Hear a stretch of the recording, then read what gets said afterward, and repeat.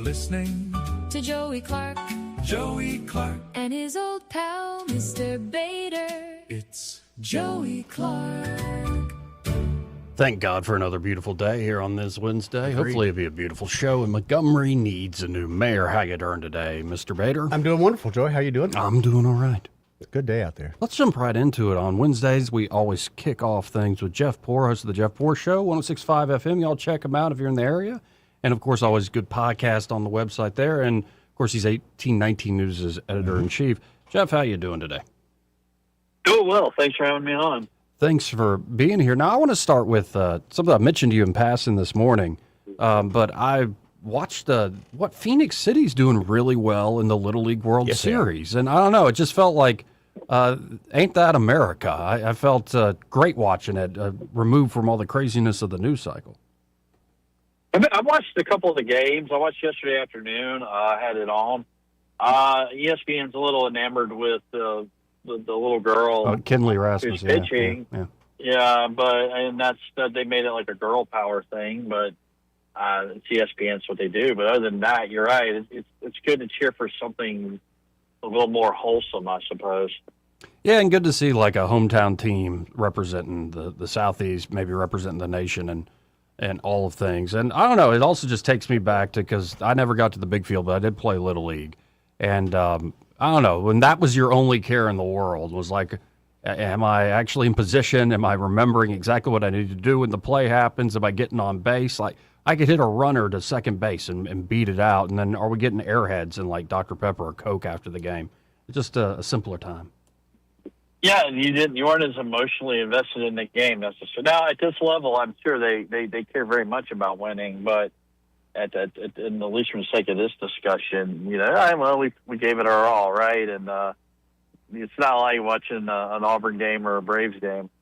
No, not anywhere close. But I don't know, folks, check it out. It's being covered well on ESPN, and great local story that's gone national. Now, last night there was elections in South Carolina. Are you surprised that Darlene Graham actually got over the top?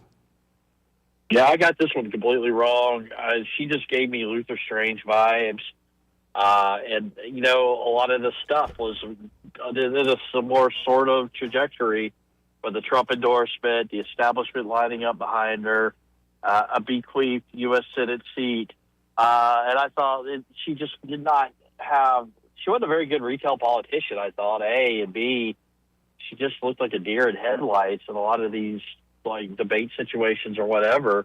So, like, I didn't think – I thought Ralph Norman had an edge on her. I thought he'd come out with about a 5-point win, and I was very, very wrong about that. But I kind of, thinking about it, maybe we're underestimating Donald Trump at this stage of his political career.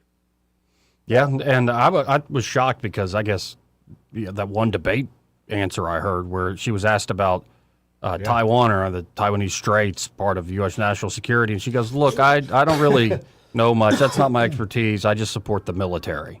And I'm like, I guess that goes a long way, sort of honesty, and I support the troops. But, when you're replacing especially Lindsey Graham on such issues, I don't know. It's interesting what actually gets people over the hump, whether it's the Trump name or the Graham name.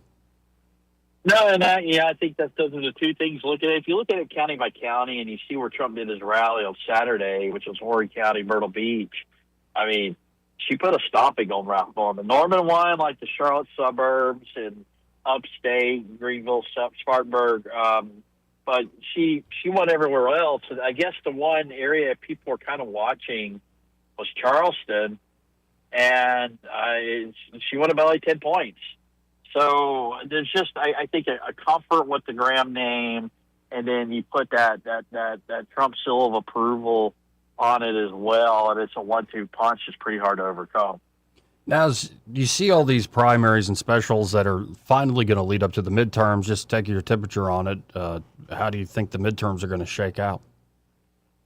It's still, in theory, a Democrat cycle. I just don't think, we're going to violate a lot of historic norms in that regard. However, a couple of things. The Republican National Committee is way, way better funded than the DNC. DNC's running, like, I think, a debt even. They're not ready. They have no cash on hand. and they're just barely getting by. That's a problem in a midterm election when you really need to have your ducks in a row and have your war machine and have it ready to run. And they just don't have the resources, it appears, relative to the RNC. And, there's a convention coming up, a midterm convention. Donald Trump's going to really try to make it more like a general election. They can pull that off. I'm very skeptical of it. But, last night told me to be careful about being skeptical of the president and his ability to churn out Republican enthusiasm. Because I know it's going to be a much different scenario on November 3rd versus what we had last night in South Carolina, a Republican primary. But, if he can generate a little more Republican turnout by just showing up at some targeted places, it may be worth a seat or two. And everything is going to be so decided on the margins. Everything is so close, that all this little stuff in the aggregate is going to matter. And then the other thing that's really important, redistricting is going to save a lot of Republican seats in the House.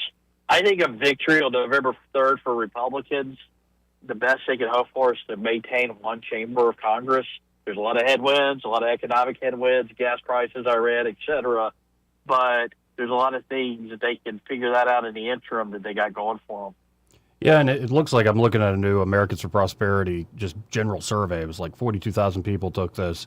And the top issue by 56%, the next closest is immigration at 10%. Top issue is the economy and inflation. And when gas is too high, groceries are too high, healthcare is too high.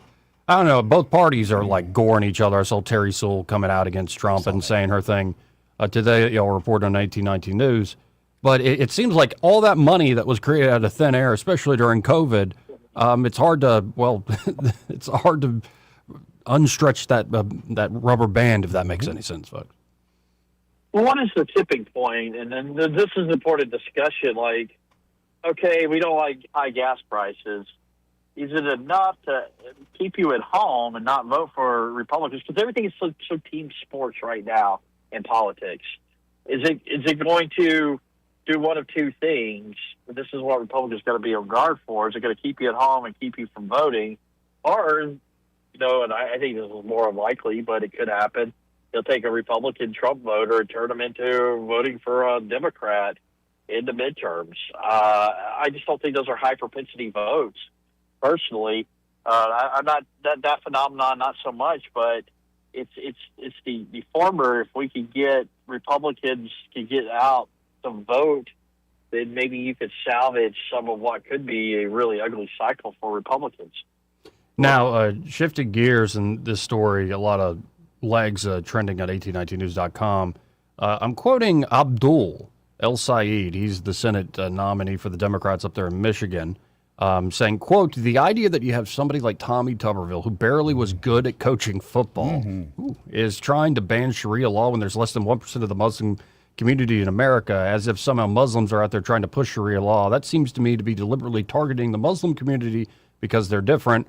Coach Tuberville responded to that for folks just tuning in and said, sounds like something a terrorist sympathizer would say. Yeah. So I guess Coach ain't backing off this line of attack. Good. No, it works for him. Wherever your sympathies and loyalties lie, I think in Alabama, that works for him, and he's going to continue to do it. Like El Sayed talking about football, any DSA figure talking about something that's kind of red meat, alpha male, you kind of have to scoff at anyway. But he is doing Tommy Tuberville more favors by mentioning his name and making him a boogeyman than he's doing for himself. So, whatever he wants to do, so be it. But I think Tommy Tuberville is like, please, sir, please give me more. Now, on your show, we talked a little bit about the data centers and flock cameras, or we spent like 15, 20 minutes on it. And here's another angle of the big tech world. Zuckerberg, that is Facebook and Instagram, just settled with 29 states agreeing to pay over $17 billion in a fine. And I don't know how much I even like that. I know it's a victory. A lot of states will come back and look at all this money we got out of Meta. But, okay, you screw up a whole generation of children and you just write a check for $17 billion? Yeah. I don't know. It's a crime, but it comes with a price to get out. right? Is it really? All that, and then who are they writing the check to? What are they going to do with that money? Like, do we really need a? Do we need? Do you and I need more PSAs about online safety? Exactly. Is that were they overcharged for production and run them on? Who is that for exactly? Yep. What is this, a box checking virtue signaling exercise? What is this money going to be used for? Is this just about being punitive to Facebook and Meta? Or are you really trying to salvage something bad that came out of this horrible situation? I mean, something good that came out of this horrible situation. And I just don't think our state governments are the ones who are going to be best equipped to figure this out. It's a shame, though. I do go back and forth in terms of a personal responsibility thing. Is it kind of like suing McDonald's for making you fat? Or is it just that addictive of a hamburger? And, of course, I'm talking about, like, Facebook and stuff. Like, are we going to blame Facebook for all the mental issues? Or do we have to somewhat blame ourselves for the way we've swallowed the hook on this stuff? I think there's, like, a legal standard here. Were they aware of it? Was it surreptitiously done? Did they have at least an awareness that if they keep ginning up their algorithm or ginning up AI, whatever it is, that's the allure for young people to go to these platforms and participate in harmful ways, if they were aware of it, they didn't do anything to rectify it, then yeah, they should be held culpable. However, like I said, how does this fix that situation in the long term? And I don't trust the government to be a good actor here one bit. Yeah, and I'm frustrated in the sense that I really don't trust big tech at this point, but I also don't trust the states, let alone the feds, to really solve this. And that's why maybe I'm leaning on the personal responsibility thing, not to blame anybody, blame the victim or anything like that, but we're like, just turn it off. Go have lunch with people. Don't look at Facebook. Don't look at Instagram. Don't use it. Now, a lot of people now are making their livelihood on those platforms. So, I mean, that's just the nature of the beast, I guess. But it's, I don't know. It's a little like, why are we giving over so much power to these folks? Well, it's just weird. It's like the disclaimer on the box of cigarettes when the Surgeon General, people still smoked, right? Yeah. I don't think it's one or the other. It's kind of a mix of everything. Yeah, well, we'll see down the road, but I'm a little disappointed in the settlement. I wanted to see this case just continue. But we'll see if something else gets cooked up down the road. I always appreciate your time, Jeff. If folks want to check out what you're up to, how can they do so? X.com/Jeff_Poor, but also I encourage people to check out 1819 News, 1819news.com. Appreciate it, man. We'll talk again next week. Again, Jeff Poor, folks. Always appreciate his time. Eddie Bader here in the studio with me. How you doing, buddy? I'm all right. What's that shirt you're wearing today? Oh. And adjust your camera. You're all cattywampus over there. Hey, Joe. No, turn it a little more. Hey, Joe. Like you're on. Hey, Do you just Joe. want to How be you doing, leaning? Joe? There Hey, you Joe. go. A little better. Is that better? No, you're too far the other way. Like, goodness, know where your body is. Daggum. Like, Joey, I just don't care. I'm 56 years old. I'm at the point now, I just don't care. I'm starting to notice. Yeah? Yeah. I mean, Really am. I'm putting out the vibes today, so I got to be careful. You're putting out the vibe today. I already got some free donuts. So well, explain to the audience what you're talking about. You got extra donut holes I didn't really get extra. because of the vibe you're putting out just- today, is your theory at This is least. my theory. I feel like I've got some pheromones pumping today. Everybody's been a little bit nicer to me than normal, especially the female persuasion. And when I was at the donut store, I got my order, and they don't know me from nobody, but she went ahead and gave me extra donuts, donut holes. Because of the vibe. That's kind of what I felt like. And she complimented me on the ring. So I know, Joe. Hold that closer to the camera. That thing is disgusting. Right. And that's my Looks point. like you took an eyeball out of somebody, an eyeball right out of somebody's skull and put it in a ring. Perhaps I did. And also a jaundice eyeball. Like, what color is it today? Well, my mood today is kind of brown. Oh, my. He's in a brown sort of It's a mood brown, today. kind of maybe a hazel. I don't know. Before we hit this break, quick rundown of headlines. And again, yesterday we didn't get to this, but Rubio planning the largest visa revocation in U.S. history. We get into I want that. to talk to about that. Bill Gates comes out and says biohacking and bioterrorism are huge risks posed by AI and rogue hands. And you know when I see Bill Gates come out and say something like that, you know what I say? What? You threatening me, Bill Gates? Exactly right. It sounds like a threat from Bill Gates. China hacked NASA, DOJ, and the Federal Oh. Reserve. Are you surprised though? The White House has said the free ride for Canada is over, I'm down with that. which I don't know. Like, Are you scared they're going to cut you no, off I'm or not. something? No, I'm not scared of it at all. It's more, Canadians, dude. yeah, And for the most part, they're good people. yeah, they are. It's just one particular area where they all could go to.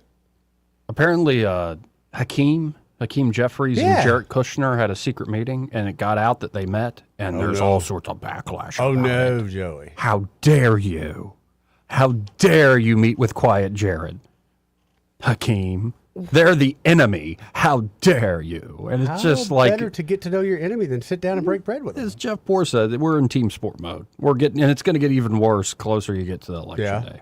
It's like everybody's mind. It's almost like power, and lust for power is an ugly thing. Yes, it is, Joey. Yeah. It is.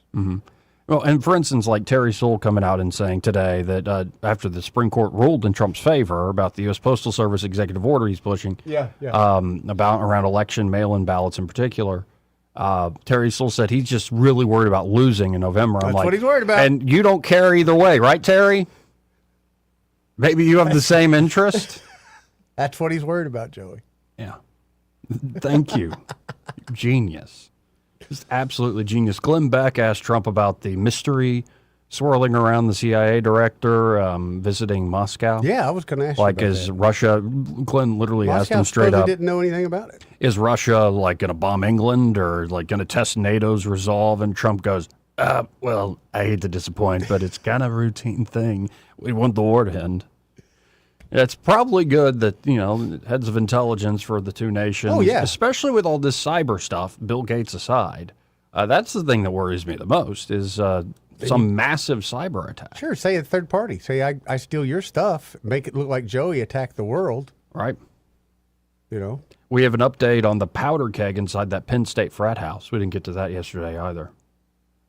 Oh, McLovin. Yeah, where there's like the crazy parties Yeah. they were throwing and the brutal hazing scenarios. Oh, hazing's horrible. Bad. And also, we have here, and I think I want to end this segment this way, Okay. some more Nobunaga. Oh, nice. Okay. Because, Halloween's coming up, right? Oh, yeah. I've already seen the candy. I've got candy corn, in fact. What did you think of that costume that Target pulled from shelves? Did you see it? Yeah, it didn't bother me one way or the Didn't other. bother you? No, I didn't care. It's Target. They sell shirts literally that with a rainbow on it. It says, "Gay." Right. So So I just- if they're doing a clown, technically they were doing a clown costume, but the clown was black, then all of a sudden people are like, that reminds us of like minstrel show. No, it reminded me of Homie the Clown. Homie don't play that. Y'all don't remember Homie the Clown? I remember Homie. Okay. I mean, I remembered in retrospect after Greg Bedell told it to me 1,000 times. So I looked it up on YouTube. Well, I mean, that's what I thought, but for people to get their panties up in a wad, so be it. That's ridiculous. Are there any Halloween costumes in your past that you regret? Oh, yeah. Yeah? Yeah. Any you want to share? Not here. Oh, my. Not on the public airways. No, sir. Are there any that you regret or found funny, entertaining, that were memorable that you would like to share with the class? Yeah, this one, but I can't. Not the world we live in. I thought it was Really? hysterical. Yep. Oh, wow. So it would get you like canceled. Big time. Oh, my. Me and Justin's mama. I remember I went as like Hugh Hefner one year and essentially wore a robe with silk boxers. And that was a mistake. In Alabama, October, Oh, boo. still too hot. Yeah. Can't wear silk boxers in Alabama. That's maybe in January you can get away with silk boxers, or if you just stay inside, Yeah, and you you gotta freeze stay inside. yourself out. You should not wear silk boxers to a party. One of the funnest ones I ever did was Santa Claus. Went to a Halloween costume place and Yeah, contest thing and dressed as Santa Claus. Well, halfway through, we ran out of beer, so I had to go get some beer. And as I was buying beer at the little pack sack there, a little boy come up to us and said, "Mama, Santa Claus is buying beer." Felt kind of bad for him. Oh man, I did. Bader. Yeah, what can you do? All you can do is toast him. Here's to you, kid. You got a lot to make up for. Purgatory is going to be a long time. Anyway, This is my life now is purgatory. okay, you recalling this sanctification that you're going through right now? Okay, but here is Nobunaga Okay. saying last October, I went to an American haunted house. You ever been to one? Oh, yeah. We used to have some good ones here. Yeah. Yeah. Or you ever been on a haunted hayride? Yeah. Yeah, you got any stories from that? Oh, boy, yeah, Joey. Yeah. But last October, I went to an American haunted house, writes Nobunaga. I did not scream, not once. The actors noticed immediately. To them, I was no longer a guest. I was a challenge. A vampire hissed in my face. I nodded politely. A zombie lunged from a closet. I bowed. He bowed back. We understood each other. A man with a chainsaw chased me through a maze. I walked briskly. He followed, revving the saw. We both knew he could not touch me. It became a procession. Words spread through the walls. I could hear them behind the panels. He's here. The guy. Get ready. At the final room, the entire cast was waiting. The vampire, the zombie, the chainsaw man, holding his saw like a briefcase. They gave me everything. Screams, grabs, a wall that moved. Nothing. Then the smallest ghoul, a girl of maybe 10 in a sheet, walked up and honked a small plastic horn in my face. I screamed like a child. The cast erupted. The vampire hugged the zombie. The chainsaw man dropped to one knee. I bowed to the small ghoul. She curtsied. God bless Nobunaga. So I said haunted hayrides, and you went, oh, yeah. Oh, you never did the haunted hayrides? We did the houses and all that. Used to, forget the radio station back in the day. Would you say those can be romantic? They can be very romantic. Both of them can be very romantic. Yeah? Yeah, I enjoyed them both. The nice thing about the haunted house is if you go with a girl and you're just curious, do we really have vibes together? Or can we really chill together? She grabs your hand about halfway through the house. It's all good.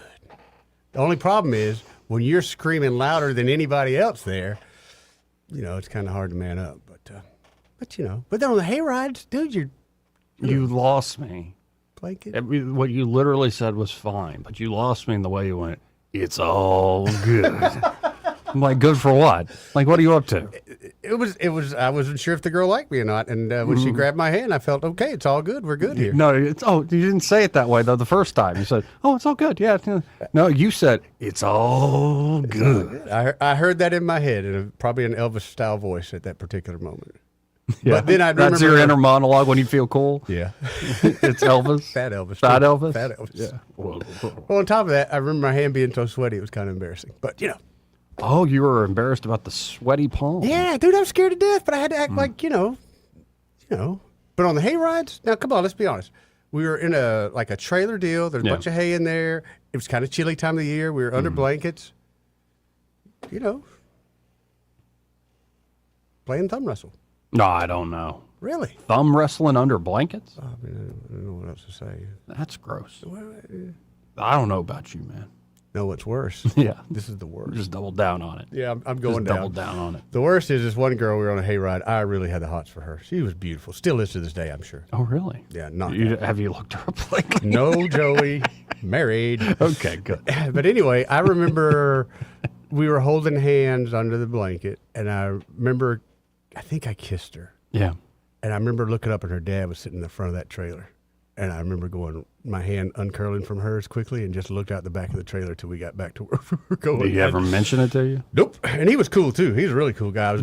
But his daughter, man, yeah, good times. I'm happy to bring back those memories for you.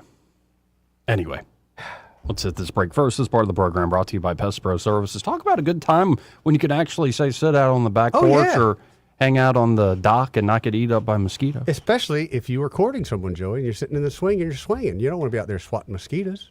You don't want to be swinging and swatting. No. You want to just be swinging. Right. You want to just be kicked back, relaxing. Yep. Enjoying a nice libation. Or say you're solving all having the world's problems. Having a picnic in the backyard. You don't want them fire ants coming on your picnic blanket. You don't want any of that. No. And you don't want wasps that are constantly just harassing you for no good reason. They're just ornery. They are. Pest Pro can take care of all this. And, of course, they can also help you with those nasty, nasty termites. Yes, they can. Thank God. If you haven't had an inspection done for termites in a while, you're playing with fire. Get Pest Pro out there. They can do an inspection, and they can lay down year-round protection to make sure those termites never get anywhere near your property. And, of course, they have a great basic pest control package. It's a monthly subscription. That way they come out on a regular basis, and you control costs throughout the year. So check out Pest Pro today. You can always learn more at ppsriverregion.com. or just search Pest Pro Services on the Book of Faces or call them direct at 265-9990. That's 265-9990. When you want to know, call a pro. Pest Pro Services. And be sure to tell Ashley and that great team that Joey and Eddie, those fellas on the radio, sent you. We'll be right back after this. You're listening to Joey Clark. Joey Clark. Joey Clark. Joey Clark. You're listening to Joey Clark. Want to carry News Talk in your pocket? Download the News Talk 93.1 app from the App Store. Available on iPhone and Android. Never miss a moment. Download now. Cozy season is ahead, and you'll be spending way more time inside. Is your home ready? Don't worry. With Wayfair, you can upgrade your space without breaking the bank. Score up to 70% off during their Labor Day clearance on furniture, area rugs, mattresses, and more. Plus, surprise flash deals you can't miss. Whether it's one room or the whole house, Wayfair has pieces for every style and budget. Shop Wayfair's Labor Day clearance now through September 7th at wayfair.com. Wayfair, every style, every home. Sound familiar? At Mattress Firm, we understand there are many problems that can keep you up at night, like snoring, aches and pains, or sleeping hot. Our sleep experts have the unrivaled know-how to match you with a mattress that can help.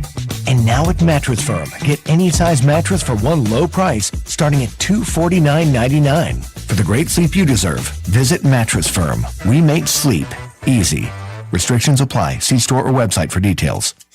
Hi, I'm Carl Schmidt, naturopath and owner of the Herb Shop Wellness Center at 8161 Vaughan Road. You know, with over 30 years experience in natural wellness, I've seen countless health fads come and go. A few years ago, we added a patented technology that actually activates your stem cells. It reverses the aging process at the cellular level. However, you do need proper hydration and targeted nutrition. At the Herb Shop, our advanced scanning and testing technology allows us to accurately assess your nutritional needs and get a customized plan for you. Come in today and see what the Herb Shop can do for you.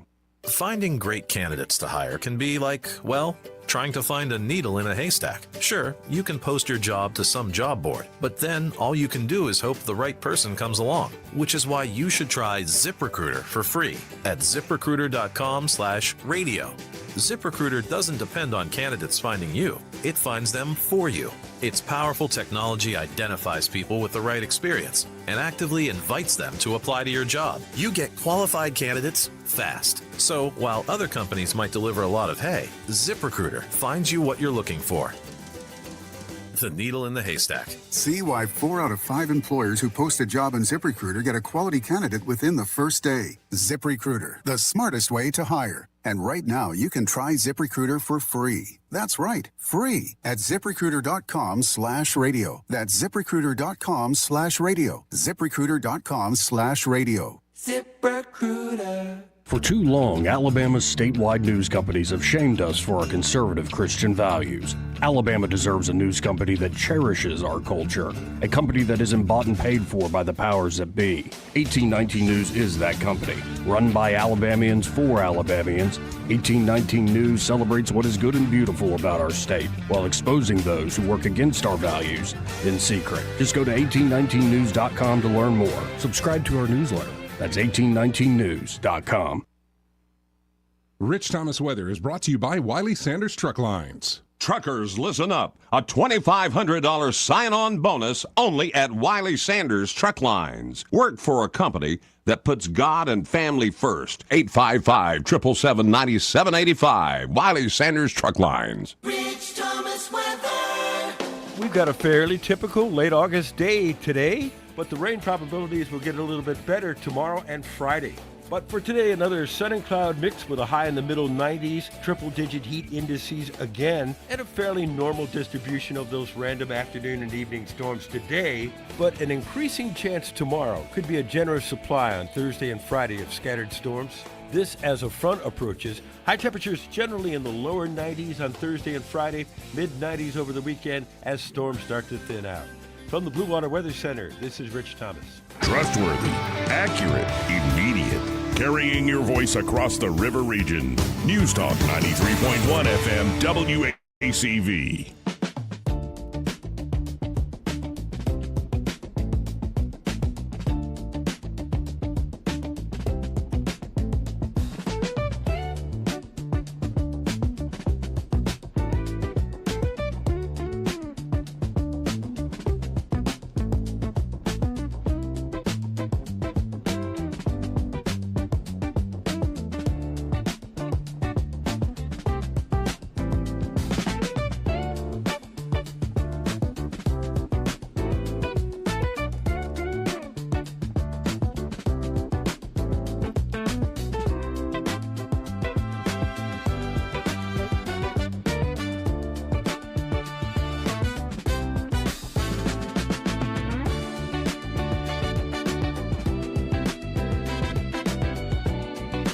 Joey Clark.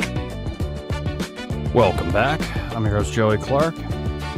Eddie Vader in the studio. We also have our silent supervisor watching over things here in the studio. Yes, we do. And Jessie Lynn's coming by? Yeah, she'll be by at 2 o'clock today. I'm looking forward to that. That'd Yeah, be we're good to talk to her. fantastic. She's been under the weather, so be a little easy on her, Joey.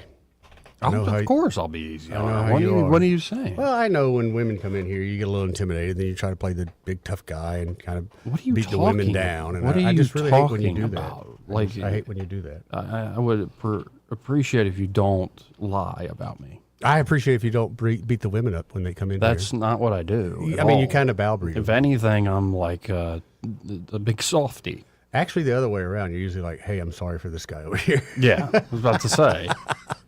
Stop projecting your demons on me, Eddie Bayer. Sorry, Joey. But October. Yeah. Says Craig Monger at 1890 News. October will mark the end of a 2-year, $1.9 million grant from the National Institutes of Health, NIH, to Auburn University, War Eagle, to study eating disorders. So far, I guess that seems legit. To study a little bit, but okay. eating disorders among so-called sexual minorities, meaning gay, lesbian, bisexual, and quote-unquote non-heterosexual individuals. But they are human, correct? The school was awarded the grant in August 2024 with the end date slated for October 31st of this year. Records state that the total award amount is $1.9 million. Yet just over $800,000 has been dispersed. The grant funds a school study aimed at, quote, targeting minority stressors to improve eating disorder symptoms in sexual minority individuals, SM individuals. I could already tell you what's going to happen with this. They're human. When they're in love or when they're in breakup mode, they're going to eat less, just like any other human. Oh, wait. People in love eat less? Yeah. Oh, I'm sorry, Eddie Bader. Have you not seen like couples that get real fat Now, together because sometimes there's celebratory love that they come that's together? what I mean though. Like you start getting just fat. When you're in love, when you're in love, eating is usually the last thing on your mind. Now you might want to get dinner with this person, but you really don't want to eat. Well, maybe the initial phase, like the honeymoon phase, Yeah, like okay, we'll go the the lead honeymoon up and like all that. Yeah, but once you're like settle in, well, like honestly, once you're naked and they've seen you naked and there's no Right. complaints, you're going to go back to eating. Yeah, you want to eat in bed again? Yeah, Watch your favorite show. The trifecta. Let's watch Frasier tonight, honey. But tossed salad and scrambled I mean, they're eggs. human. At the end of the day, they're going to have the same somewhat emotions people that are not. You would think it's just a human thing, but here's what the study says. Okay. One group at significantly increased risk for eating disorders is sexual minority, SM. That is gay, lesbian, bisexual, non-heterosexual individuals. Indeed, nationally representative data in the United States supports that SM adults of all genders have a 2 to 3-fold increased risk of developing an eating disorder compared to their non-SM peers. Anxiety. Critically, these disparities have persisted during the past decade, with no signs of attenuating, making SM individuals one of the most high-risk groups for eating disorders. The study's description goes on to claim that sexual minorities are at an increased risk due to them being a marginalized group, and that current treatment does not take into account SM identity-related stress processes. I don't think they need to. Or processes. They don't need to. They're human. Risk is elevated in SM individuals due to chronic stressors and subsequent SM stress reactions. For instance, internalized stigma, low SM stress coping self-efficacy, anxiety, related to being a marginalized group. While Anxiety. SM individuals, again, this is all of the study, are seeking eating disorder treatment at increased rates compared to non-SM peers, current treatments do not incorporate distinct SM identity-related stress processes that increase and maintain eating disorder symptoms in SM individuals. Further, there's more. Good Lord. SM individuals are more likely to drop out of existing eating disorder treatments compared to their non-SM peers. This suggests that identity-affirming treatments that address the unique needs of SM individuals with eating disorders could reduce barriers to treatment and treatment dropout in a vulnerable group. The study aims to integrate evidence-based care for eating disorders with novel SM affirmative treatment Seems like you already have your conclusion Drawn up before you got long your bef- evidence. Yeah, thank you. Interesting. Thank you. They're going to call it Promoting Resilience to Improve Disordered Eating, otherwise known as PRIDE. Designed to target, you know what'll solve that eating disorder? The sin of pride. Oh, hunger. The study aims to examine pride's overall effectiveness. Also, should the preliminary data prove pride has statistically relevant outcomes, it would also move in a pilot randomized controlled trial in 160 SM adults with eating disorders, comparing pride to supportive treatment. So Auburn got about $2 million to do that, folks. How much money do you figure they have invested in that study? I mean, if they give you a $2 million grant, do you have to spend all of it, or can I say I spent 1.0, but I pocketed the rest, or do you have to prove it? Because I think you have to document it. I mean, we can. You have to document it. Only 800 grand's been dispersed, whatever that means. We can document it. You'd have to document it, but right. I think it's a waste, a huge. No, beyond waste. just the study, though, like when did it become like a solution to just affirm people? Like seriously, I don't understand any of this. This is your people's. This is my generation, and I really don't get it. I'm becoming more and more old man lost at sea. No, I'm definitely there. Old man lost at sea. Between the pictures and just a lot of things you guys do, No, but it just I don't know. I think about my own life, and affirmation is not what I needed. I don't know. My shrink tells me I need affirmation, but I can't do it. I can't look in the mirror and say good things about yourself. I mean, affirmation maybe in the sense of like shoot for something higher, like you're a child of God. Right. But not. But like affirmation in just what you are and like I'm whatever beautiful, you're doing. I'm special. Right. Now let me eat my 8th Twinkie of the day. Right. No, I'm not affirming your Twinkie habit. Right. I don't think. This is where I think we've gone too far into the fields. Yes. And it's beyond just the pride thing. Yeah. Oh, yeah. But just this whole case study on things like this. That's just. It's like the My Truth thing. It's like the. Oh, My Truth. That's right. a joke and a half. Yeah. I don't know. Part of me is like, is there anything you want to repent for? Yeah. That's a better place to start. Yeah. I'd like to have that for My Truth rather than the ones I've heard. Yeah. You can be all right and you can get better. Like you're not doomed to the certain existence. Right. But, yeah, I don't know. The affirmation thing. And again, with all these studies, and I appreciate Craig Munger writing these up because it's money, taxpayer money. 200 or 2 million? And again, it's like so much of this seems like we're trying to replace a lot of common sense and, let's say, spiritual discernment with evidence-based care. Well, is there that they changed later because they got another grant to restudy it or something. Is there such a study where we could study frat boys and how they experience college and how much fun they have? Right. And on the other side, they become successful men. Can't we study that? I mean, isn't there a case study to be done there? Or how do you go from the frat boy who's drunk, first night in college, puking on the lawn, to successful CEO? Kind of like Animal House. That one who didn't Bluto become a senator? Yes, he did. Yeah. And not only that, Ted Kennedy killed a girl. Everybody just washes out under the bridge. I mean, on Love Boat, who was it? Gopher? He was the bartender, I think. Anyway, he was a senator too. Mm-hmm. So yeah. Yeah, I was up in D.C. It was, I guess, my junior year at Auburn. I think sophomore year, and I was hanging out with somebody. He was going to advocate and like lobby and stuff. Ooh. It was more called advocacy because it wasn't a money thing. It was more like I'm an expert. I'm a particular doctor in the field, and so I have something to say to you, Congressman. Yeah. And we're up there, and it was somebody else who he knew who was working for the NRA at the time, lobbying for them. And we were having dinner at some place, lunch at some place near the Capitol. Okay. And she goes, you know that Ted Kennedy was discovered having sex in that booth right over there. I'm like, I don't believe you, woman. What do you mean he was discovered? He got busted? Just the whole language of like, what are you talking about? Man, these are different times. So, yeah, you could be a senator. Maybe you went to Penn State. Oh, yeah, Joe. The frats busted for cocaine at Penn State University last week. dealt out of drug rooms.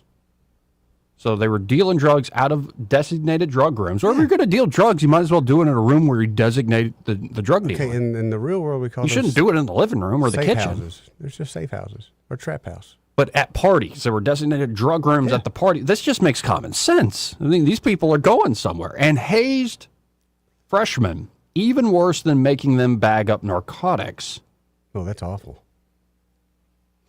13 members of the Sigma Chi and Delta Epsilon fraternities were arrested last week over alleged wide-scale dealing and distribution of drugs by federal authorities. However, those who studied with them said cocaine use and NDMA-fueled end-of-semester parties were well known at the $21,000 a year school where the fall semester started Monday.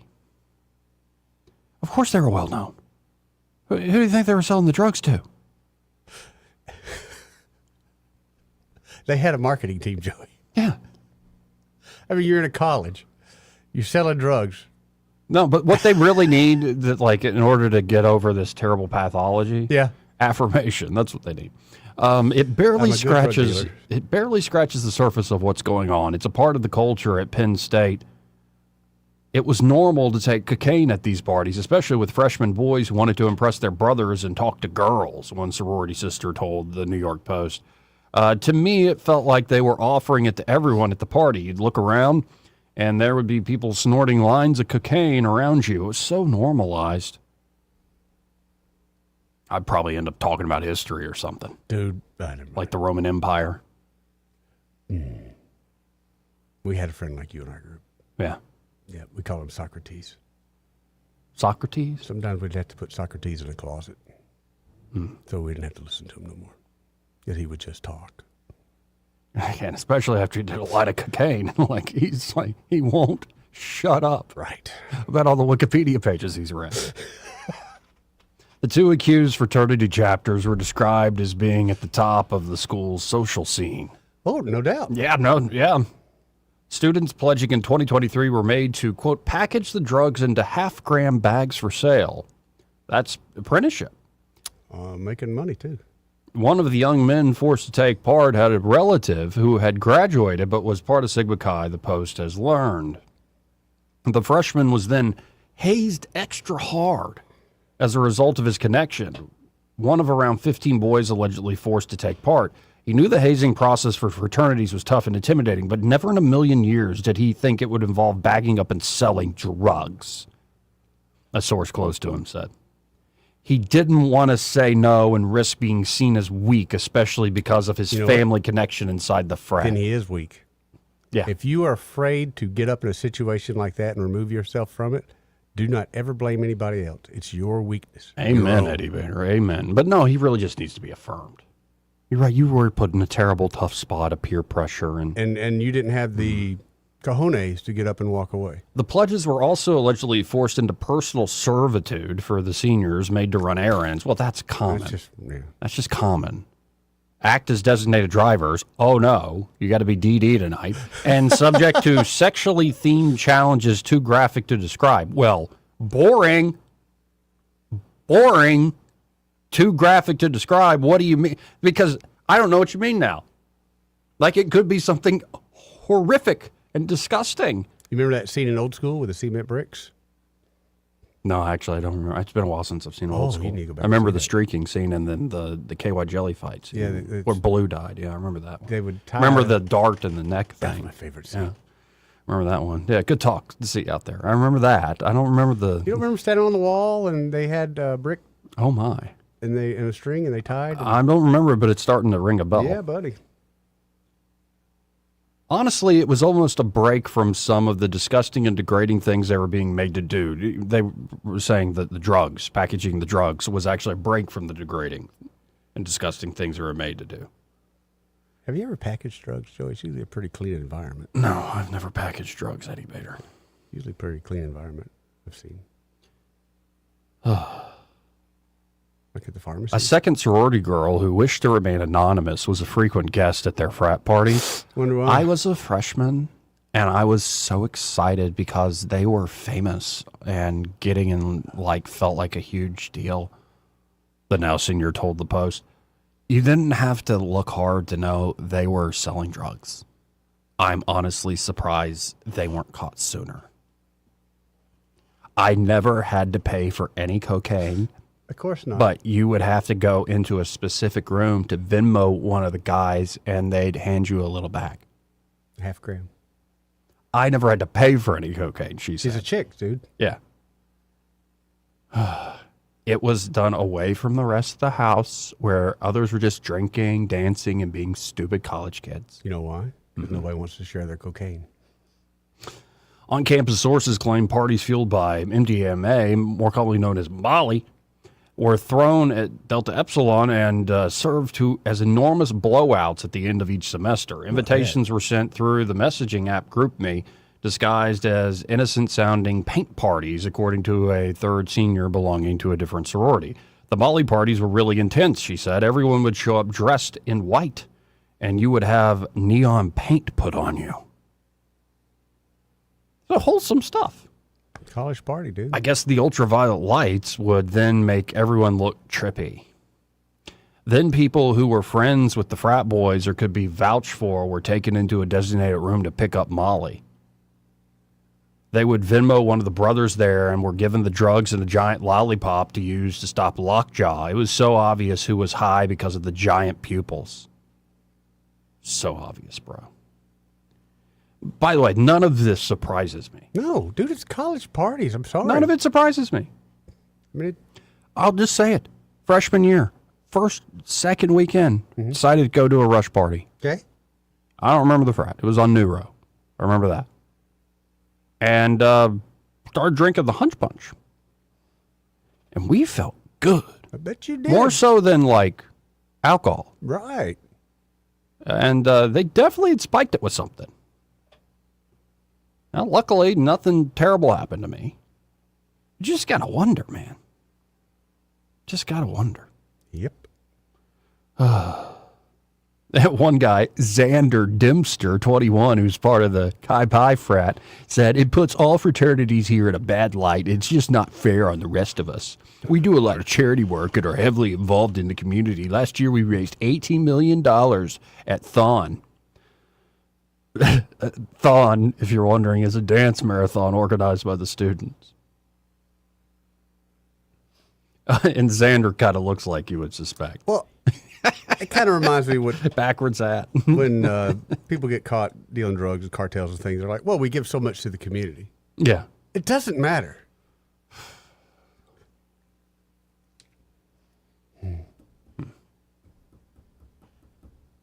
Anyway, they should just be affirmed in their behavior, right? I've never really understood the whole Greek deal. I don't know how we incorporated that into our college curriculum, and now it's just the machine. That's all I think of when I hear that. It's just the machine. Just the machine. Here, I'm going to hit the break early. Let's try to get Austin Branco Okay. on the line. We'll be right back, folks. More after this. Want to carry News Talk in your pocket?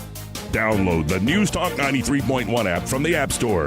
Available on iPhone and Android. Never miss a moment. Download now.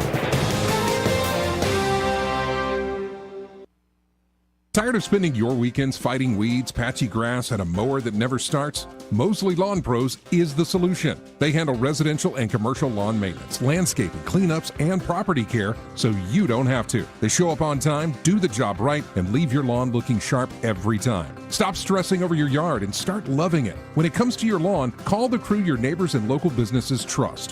One call, one crew, problem solved. Mosley Lawn Pros, built on hard work, driven by quality. Find them today on Facebook or Google. Hello, I'm Tommy Paul. I served for 19 years as the president of Alabama Farmers Cooperative, one of the largest agricultural companies in Alabama. During that time, I got to know Ron Sparks, who served as Alabama's Commissioner of Agriculture for 8 years. I've never known a public servant who displayed more courage and more willingness to stand up for the people of Alabama, even when it was against his own short-term interest, political interest, to do so. I can't imagine anyone, whether it's a farmer or anyone else who is associated or impacted by agriculture, in Alabama not supporting and voting for Ron Sparks. I'm doing so, and I ask that you give him not only your vote, but your wholehearted support in his campaign for Commissioner of Agriculture. I'm Commissioner Ron Sparks, and I approve this message. All the headlines the mainstream media won't touch. Your News Talk station. News Talk 93.1 FM WACV. Folks, this part of the program brought to you by Waverly Advisors. And, of course, Waverly, formerly Invista, to this audience. Of course, think Austin Branco, think Brant McDonald, think that great team that's been helping clients with financial advice, from long-term financial planning to asset management to fiduciary advice. And now that Invista has joined Waverly Advisors is, ready to help you out with the same, say, human values and the same strategies that made the folks you know so good at what they do. But now they have expanded resources and services available to their clients joining Waverly Advisors. At the heart of both firms is a commitment to advocating for clients and providing thoughtful, personalized financial guidance. So again, whether you're looking for comprehensive financial planning, investment management, and fiduciary advice, they can help you out. They believe there at Waverly, wealth management is about more than managing assets. It's about actually building lasting relationships and helping you plan a life. So it could be you're just starting out with a family. Could be you're more concerned about end-of-life matters and want to button everything up. Could be you have most of your money tied up in a small business, or you start up a nonprofit that's grown leaps and bounds and you really need some advice on how to manage that. They can help you across the board. So join them today. You can always check out Waverly Advisors. That's waverly-advisors.com, or just give them a call. Same number we've always had, 387-0094. That's 387-0094. And be sure to tell them that Joey, that fella on the radio, sent you. Broadcasting from the Riverside Chevrolet Master Control Center, this is WACV Cusana, News Talk 93.1 FM. When it's Chevy, it's Riverside. With SRN News, I'm Bob Agnew in Washington. Consumers still paying a little bit more for the products they like. The Fed's preferred inflation gauge shows core prices rose 3.3% annually in the month of July. The Commerce Department reported that the Personal Consumption Expenditures Price Index, that's one of the ones it uses to figure overall inflation. They say overall inflation was up at 3.7% annual rate for the month. The report also showed that personal income rose 0.4%. Spending increased overall by 0.2%. Both were higher numbers than expected. Shrouded in secrecy, a visit to Moscow by CIA Director John Ratcliffe. He held talks in Moscow with his intelligence counterparts there. The Empire State Building is paying tribute to country music legend Dolly Parton, lighting up last night in pink sparkling lights. The singer passed away yesterday at the age of 80. This is SRN News. Maybe this is you too. There is enormous frustration right now with healthcare costs. It's amazing. Healthcare costs for families in the last 20 years have almost tripled, and it just keeps getting worse. All this to say, this is why Medi-Share is so in demand right now. People are looking for alternatives, and Medi-Share is proven. And yeah, you could save thousands of dollars a year and actually like it more. Here's the number. They're easy to talk to. 833-34-BIBLE. That's 833-34-BIBLE. My name is Amanda Klutz, and I'm a widow. You enter a different reality when you lose your husband, especially as a parent. Life insurance doesn't fix it, but it helps. With Ethos, you can get covered in minutes. No medical exams, up to $3 million in coverage, and it's all online. Get your free quote at ethos.com/save. That's ethos.com/save. Paid spokesperson. Time spent on application may vary. Online health questions required. Rich Thomas Weather is brought to you by Alabama Wholesale Lumber. Now open from 6 to 5. It's more than just great prices on from Trex decking to energy-efficient windows and Tamco shingles. Alabama Wholesale Lumber has it all. Rich Thomas Weather. We've got a fairly typical late August day today, but the rain probabilities will get a little bit better tomorrow and Friday. But for today, another sun and cloud mix with a high in the middle 90s, triple-digit heat indices again, and a fairly normal distribution of those random afternoon and evening storms today, but an increasing chance tomorrow. Could be a generous supply on Thursday and Friday of scattered storms. This as a front approaches. High temperatures generally in the lower 90s on Thursday and Friday, mid-90s over the weekend as storms start to thin out. From the Blue Water Weather Center, this is Rich Thomas. Back to school shopping starts now, and ASC Credit Union has you covered. Our back to school loan helps you pay for supplies, laptops, clothes, and more. Stop by your local ASC branch or apply today at yourasccu.com. Federally insured by NCUA. Terms and conditions apply. From the Blue Water Broadcasting News Center, here's today's top stories.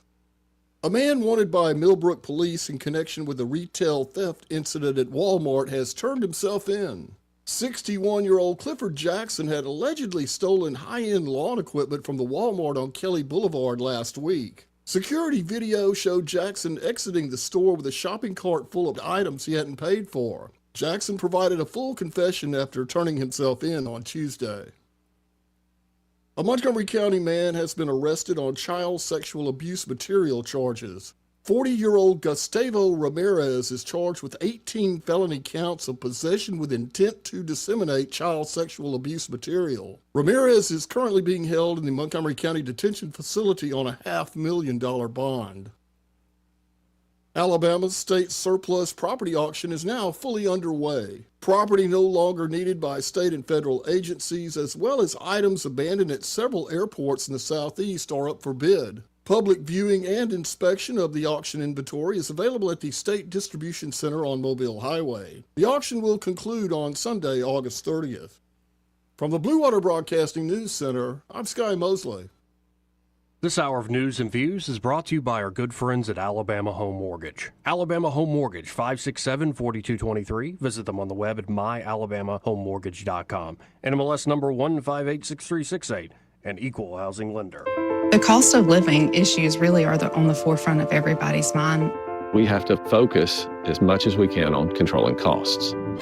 Alabama Power is freezing rates and requiring data centers to pay the full cost of their energy. It's so important that the big data centers have to pay their fair share. Alabama Power has always been incredibly responsive. Alabama Power is not only listening, but they're leading the way and putting their customers first.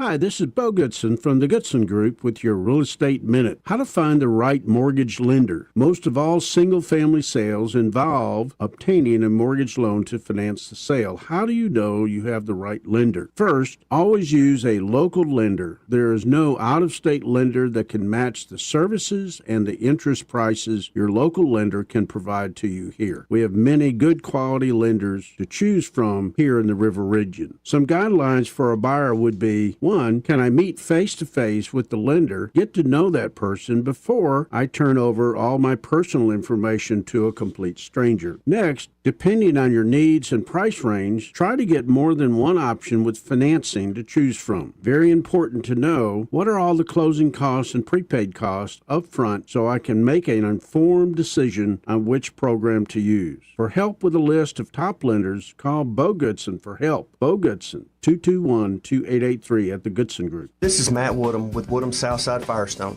As a businessman, you need to watch your advertising dollars. We've been using Blue Water Broadcasting for many years. Blue Water Broadcasting is the biggest bang for your buck. Blue Water Broadcasting and Woodham Southside Firestone, a great combination. Did you know that radio is the #1 reach platform in all of media? It's true. Call us to find out how to put radio's #1 reach to work for your business. Blue Water Broadcasting. Local folks helping local business. The views and opinions of the following program are solely those of the host and other contributors. These do not necessarily represent those of Liberty Acquisitions 825, Blue Water Broadcasting, its management, staff, or any advertisers.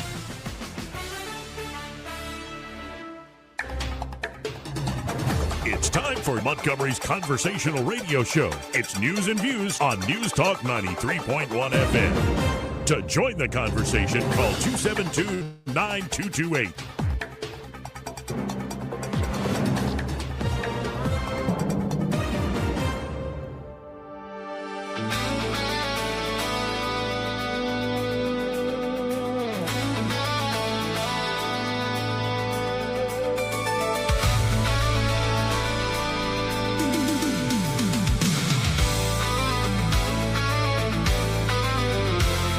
Joey Clark.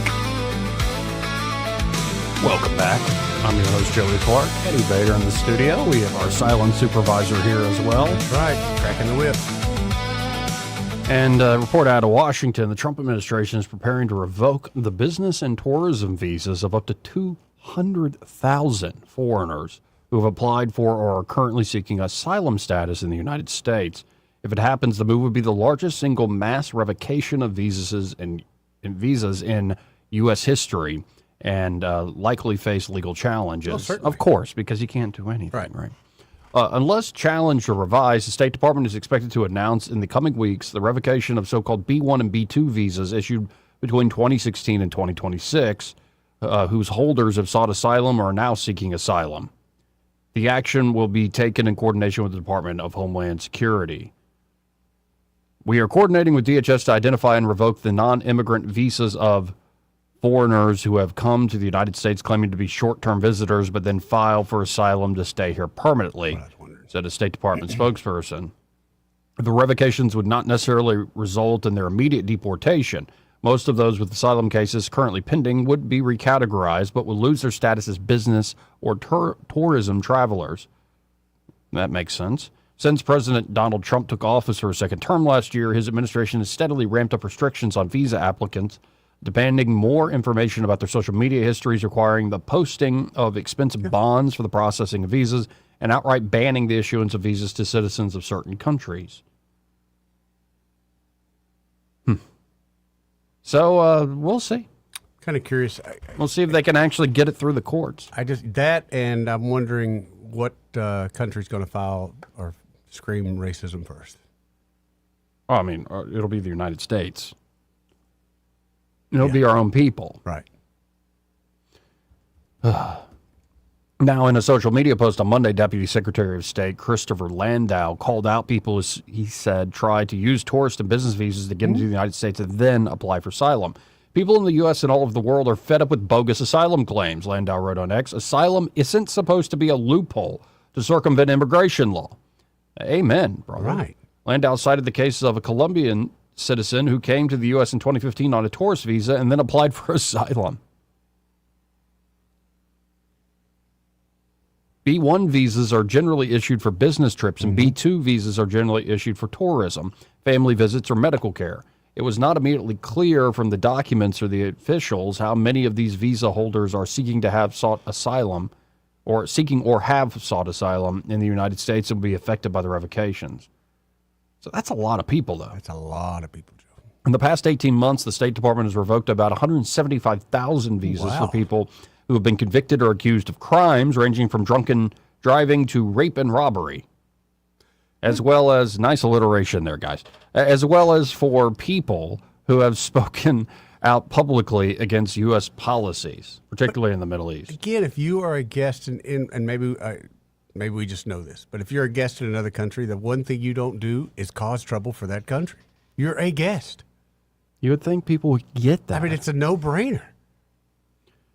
Now, the other story, and again, this is one we mentioned with Jeff Poore, but let's get into some of the details. Right. Meta and a coalition of state attorneys general have settled a major federal case centering on allegations that the social media giant misrepresented the extent of child mental health harms caused by apps like Facebook and Instagram. I don't think they just misrepresented it and think they were, in fact, targeting the kids. Yeah. They knew what they were doing. What is their audience, dude? The settlement was revealed in a court filing released Wednesday that details several requirements Meta must make to its apps as part of the proposed consent judgment. Those changes include daily usage limits and quote-unquote nighttime blocks for teenagers who use the company's apps, enhanced age assurance measures that would prevent children from using them, and the creation of additional tools for parents and guardians. As part of the settlement, Meta agreed to pay $16.7 billion. The state of California could receive $1.5 billion to $2.1 billion. If the court officially approves the settlement, according to an announcement by the California Attorney General, Rob Bonta. Man, that's a chunk of change. Texas was not part of the group settlement and agreed to a $1 billion payment separately. Interesting. It is interesting. They got a better deal than I think anybody else. Each party waived all rights to appeal this final judgment, the filing states. Meta shares rose about 1% as of early afternoon. Snap, which is subject to the broader efforts by AGs to force changes at social media companies, saw its stock sink more than 8%. I don't know. I feel like Meta got out of this. Yeah, they did. By just paying people off. That's what it kills me when they say something's a crime, and a business does this crime, and they can pay their way out of it. That's not a crime. That's just a fine if you do this.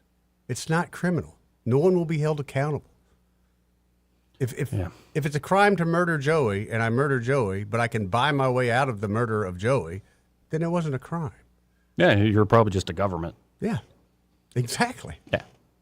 And that's that kills me. Yeah, I don't like it. I don't think it goes far enough. Like, why can't we actually, I don't know. Hold the foot to the fire?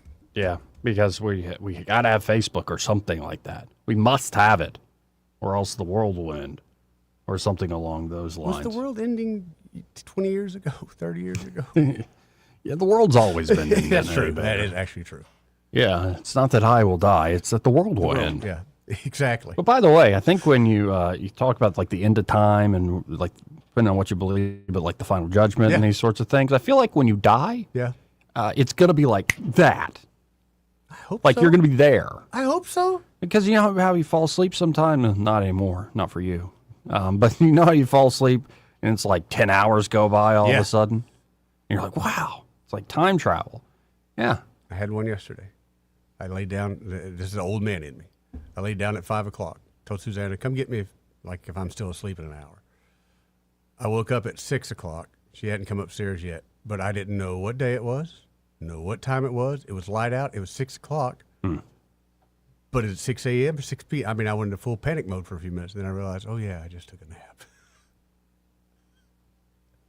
Just careful. You might wake up and it's the end times and you're going to have to face your maker. Bill Gates, who I hope he's going to have to face his maker. Yes. Bill Gates, the billionaire co-founder of Microsoft, which, by the way, is a good nickname from that boy from North Carolina. Have we heard any updates on him? About the guy with the world's smallest penis? Yeah. No, I'm not. I haven't searched for that. It was kind I'm of just curious if he's still having to wear a diaper. That to me, that would be the success or failure of the operation. I can look real quick. I appreciate can put it. it. I mean, you put something like that in our heads and then you don't do a follow-up story. What do we do? We don't Yeah, I know had a anything. few people asking, I like, bet. no, I'm not seeing Nothing, any huh? updates. I just put in North Carolina micro penis. Wow, I can't believe that popped right up. Yeah. But anyway, that's a good nickname for that guy, Microsoft.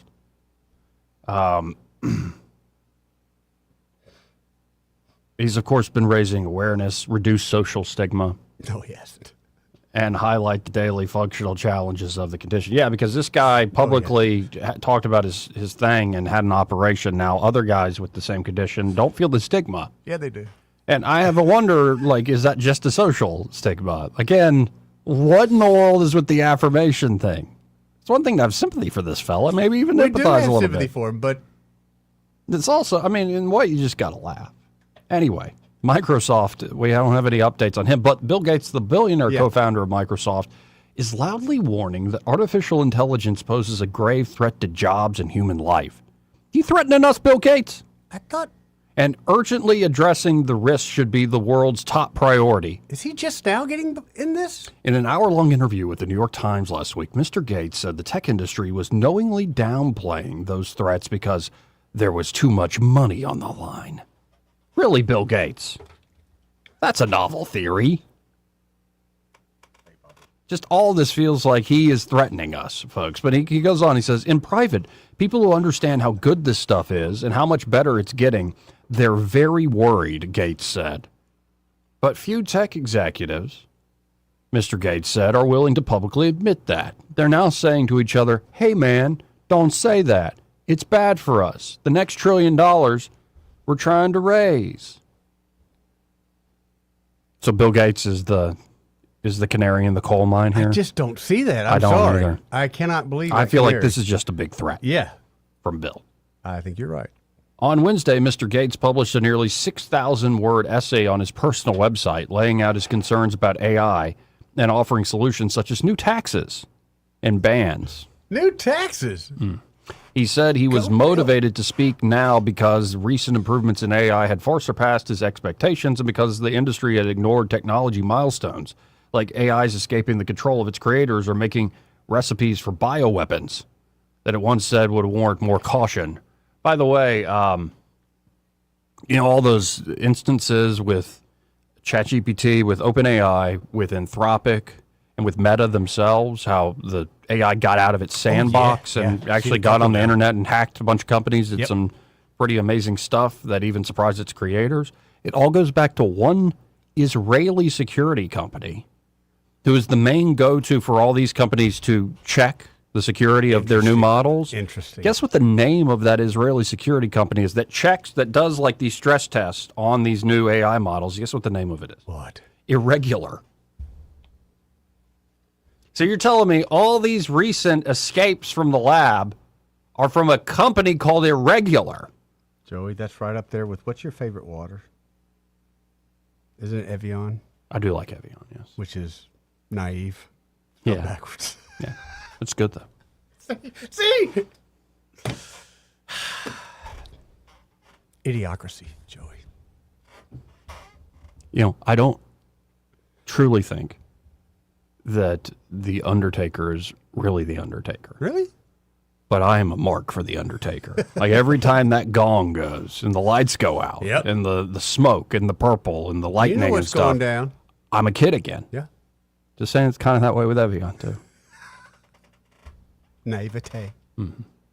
On Wednesday, Mr. Gates published that 6,000-word essay, New Taxes, Bans. He said he was motivated to speak now because of these recent improvements. They just had full speed ahead and hoping the good outweighs the bad, Gates said. Gates, who's 70 now, is the latest in a string of tech luminaries to call out the risk of AI as the industry spends trillions of dollars on new data centers and as young AI companies edge towards some of the largest initial public offerings in history. He is taking his stand as he emerges from an extended period of scandal. Earlier this year, the release of the sexual predator Jeffrey Epstein's emails brought renewed attention to Mr. Gates' interaction with him. Not only that, but the whole, what happened to his ex-wife? Bill Gates' ex-wife? What happened? She got a venereal disease from him. Oh, yeah, there was that, too. Yeah. No, and that was in the Epstein files. Yeah. And maybe COVID had something to do with him trying to cover all that up? But this guy's going to warn us about the dangers of AI. Are you threatening us, Bill Gates? Let's go to Papa B. Hey, Papa B, how you doing? Okay, so Bill Gates brought his work home with him. Yeah, he did. Yes, he did. Bill Gates. Yeah, he's literally warning about bioterrorism, and he's trying to. Isn't that what you did to your wife, Bill? Exactly. I don't really have much of this guy. He's the one. He's like a, one of the globalists that says that there should only be 500 million of us on the planet at a time. And he's one in of other them. words, if there's, he'll be one of them. But I mean, I don't think there's much hope for us. He's so Joey, you might make it. I don't know, but me and Eddie, we ain't got a prayer. All right. Yeah, we're out. Where are we going? So, wherever future. they send us to, but they don't make any bones about it either. They're out there saying it. They want 8.5 billion gone somehow or other. But anyway, and micro penis man. I mean, I was wondering if there was a reason for me to call in today. Yeah. And then all of a sudden, micro penis man comes back in the news. Yeah. You're looking for the same follow-up that we are. The swelling should have been gone down by now. Right. We want to know if the surgery worked. So micro penis man says, "Excuse me while I whip out my magnifying glass." Exactly. Yeah. I just want to hear if it was a success. I don't think.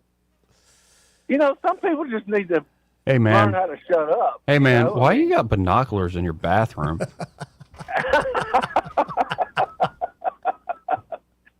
So I was wondering, like you got these people talking about overturning the Constitution type stuff, in the Senate, the presidency, that kind of stuff. And Eddie, excuse me if I'm wrong here, but doesn't the military swear to uphold the Constitution? Yes, sir. Isn't that what they do? Yes, sir. Well, so at what point, does somebody saying something like that and actually trying to do something like that turn into sedition, Joey?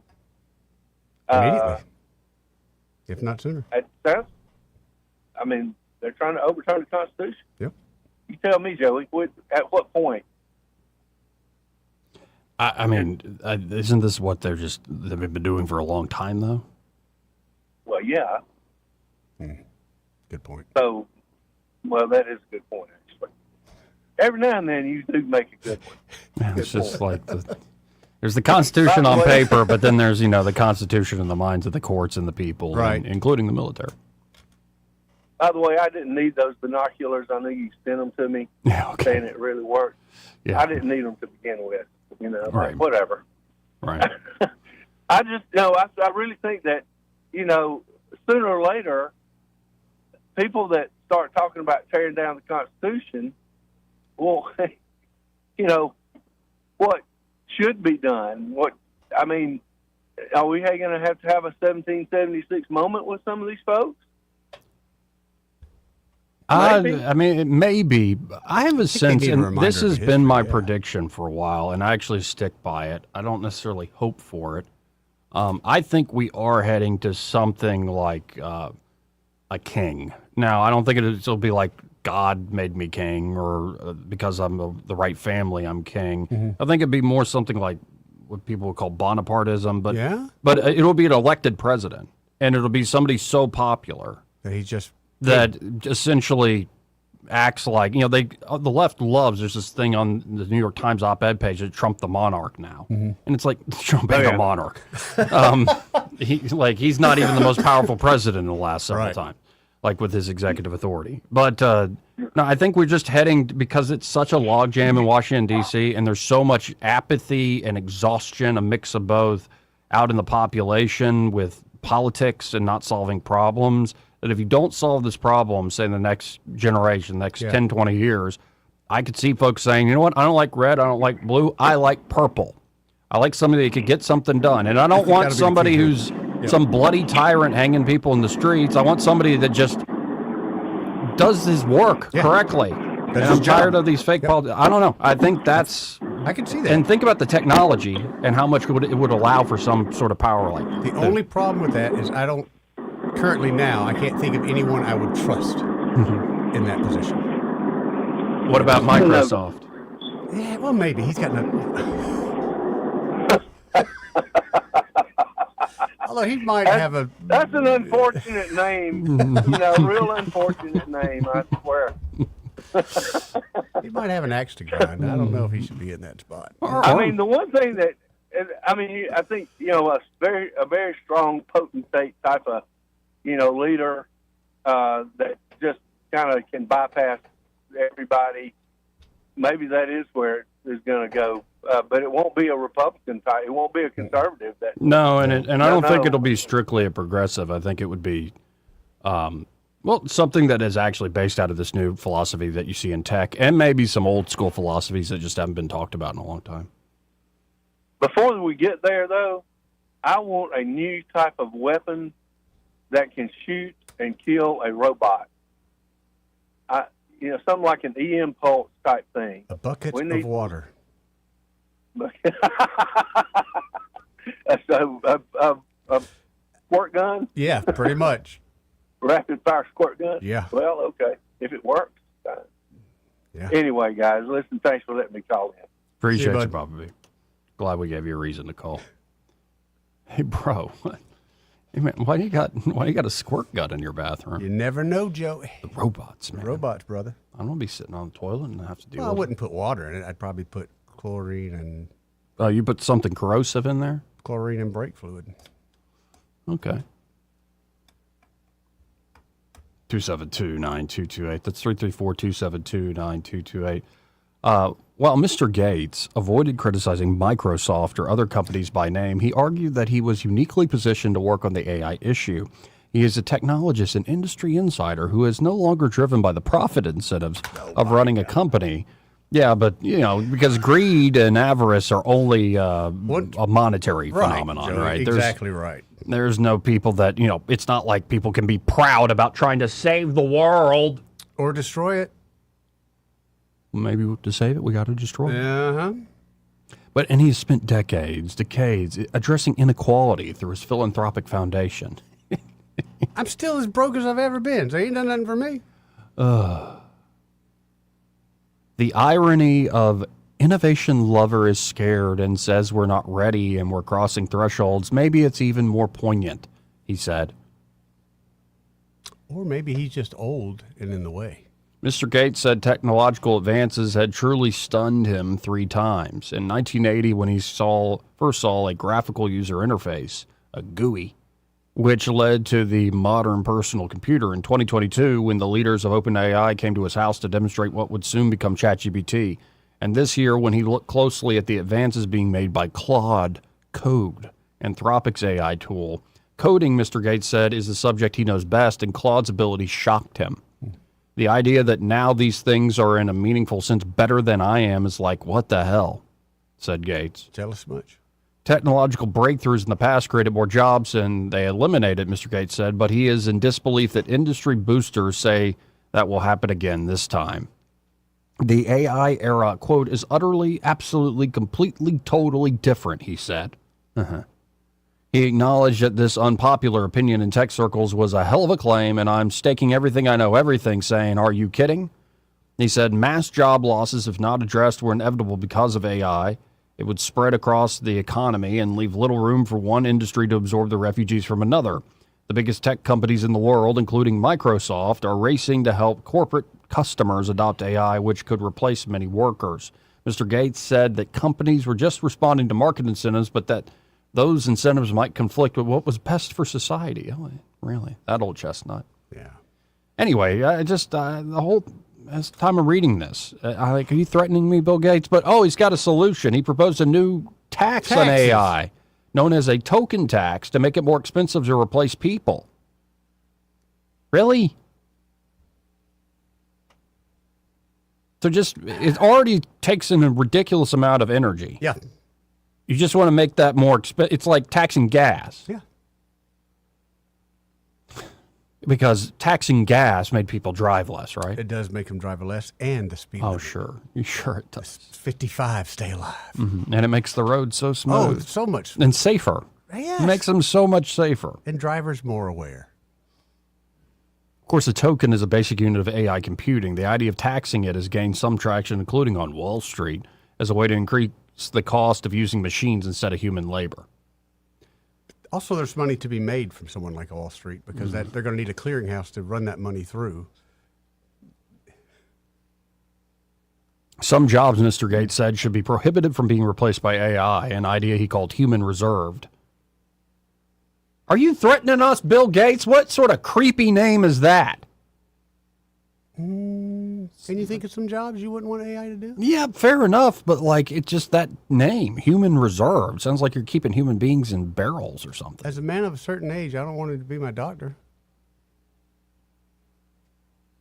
I don't know. What do you mean by the certain age comment? Well, after a man becomes a certain age, there's more looking under the hood that the doctor does. More intrusive, and I would rather a human do that than a robot. That's your big concern out of all of this? Of everything we just read? That's your big concern, that a robot's going to have to give you a prostate exam? That's one of them, yeah. I'm sorry you're so comfortable with it. I'm not. Might be, in fact, more accurate. Maybe, but what about the human side of things? I don't think you want a real human side in that sort of situation. I think you want it to be very cold robot hand. Actually, I think you do want it to be very cold and distant.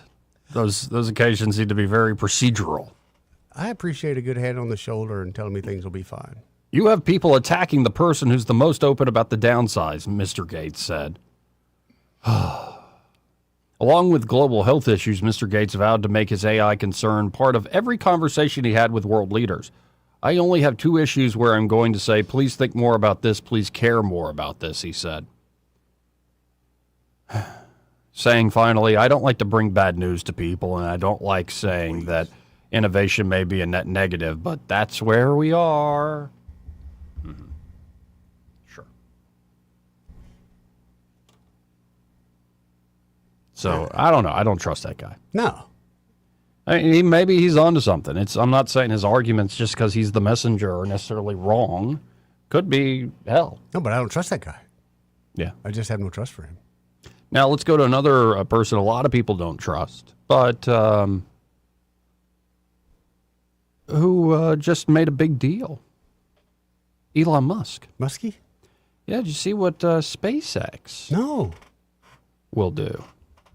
SpaceX to build a $100 billion rocket launch facility on Louisiana's coast. Oh, I like that. On the far stretch of the coast. Unprecedented project that promises to forever transform a quiet strip of Vermilion Parish. There ain't nothing else out there, man. It's marshland into one of the busiest aerospace hubs on Earth as part of an effort to launch thousands of satellites into orbit and a broader mission to someday reach Mars. SpaceX officials said Tuesday they will build 5 launch pads, a mission control center, office buildings, power plants, a propellant factory, and employee housing on a tract of coastal land abutted by wildlife refuges some 50 miles south of Lafayette. The facility, which will employ thousands of workers, will be larger than SpaceX's 3 other launch sites, including its Starbase headquarters near Brownsville, Texas. And Musk plans to move fast, with the construction starting in 2027 and the first rocket taking off in 3 years. Musk, the world's richest man, made the announcement in a pre-recorded video at an invitation-only gathering hosted by Governor Jeff Landry. More than 450 elected officials, business leaders, lawyers, and lobbyists crowded into a reception hall on Magdalen Square in Abbeville, the Vermilion Parish seat for the Tuesday event. In the video, Musk is shown stepping out of a helicopter at the coastal site where he's greeted by Landry and several SpaceX officials. This is going to be fantastic for Louisiana, Musk said in a video, which he recorded during a secret visit to the area earlier this month. The project, to be called Starbase Louisiana, will be key to launching serious tonnage into orbit. I think it's going to be totally exciting for Louisiana. You're not going to have people complain about the rocket noise. You're not going to have the EPA up people's butt about the rockets and the fuels. That's part of the deal. Yeah. So, yeah, I could see that Louisiana. You bet. They know how to make some money over there. You want to buy some swampland, Joey? Yeah, and it looks like SpaceX has agreed to hire at least 3,000 workers and create additional 8,000 or so construction and spinoff jobs at least. And they're going to be doing essentially like a storm protection for the marshlands and try to revitalize the marshlands. Yeah, protection, restoration, and stewardship. Fascinating. There ain't nothing else down there. Once you go south, a huge deal. Yeah, right once there. you go south of I can't even think of the city now. Where we go deep sea fishing, there's nothing else there. It's literally the end of the road. Yeah. Oil workers and helicopters flying back and forth to the oil rigs, about all you ever see. Anyway, we got to hit a break. Break. That's your little tech update. I don't know. I guess I trust Elon more than Bill Gates, but lately it's just like, at least Elon makes rockets. What does Bill Gates do now? Nothing that I really like. I don't appreciate. Anyway, we'll be right back. Want to carry News Talk in your pocket? Download the News Talk 93.1 app from the App Store. Available on iPhone and Android. Never miss a moment. Download now.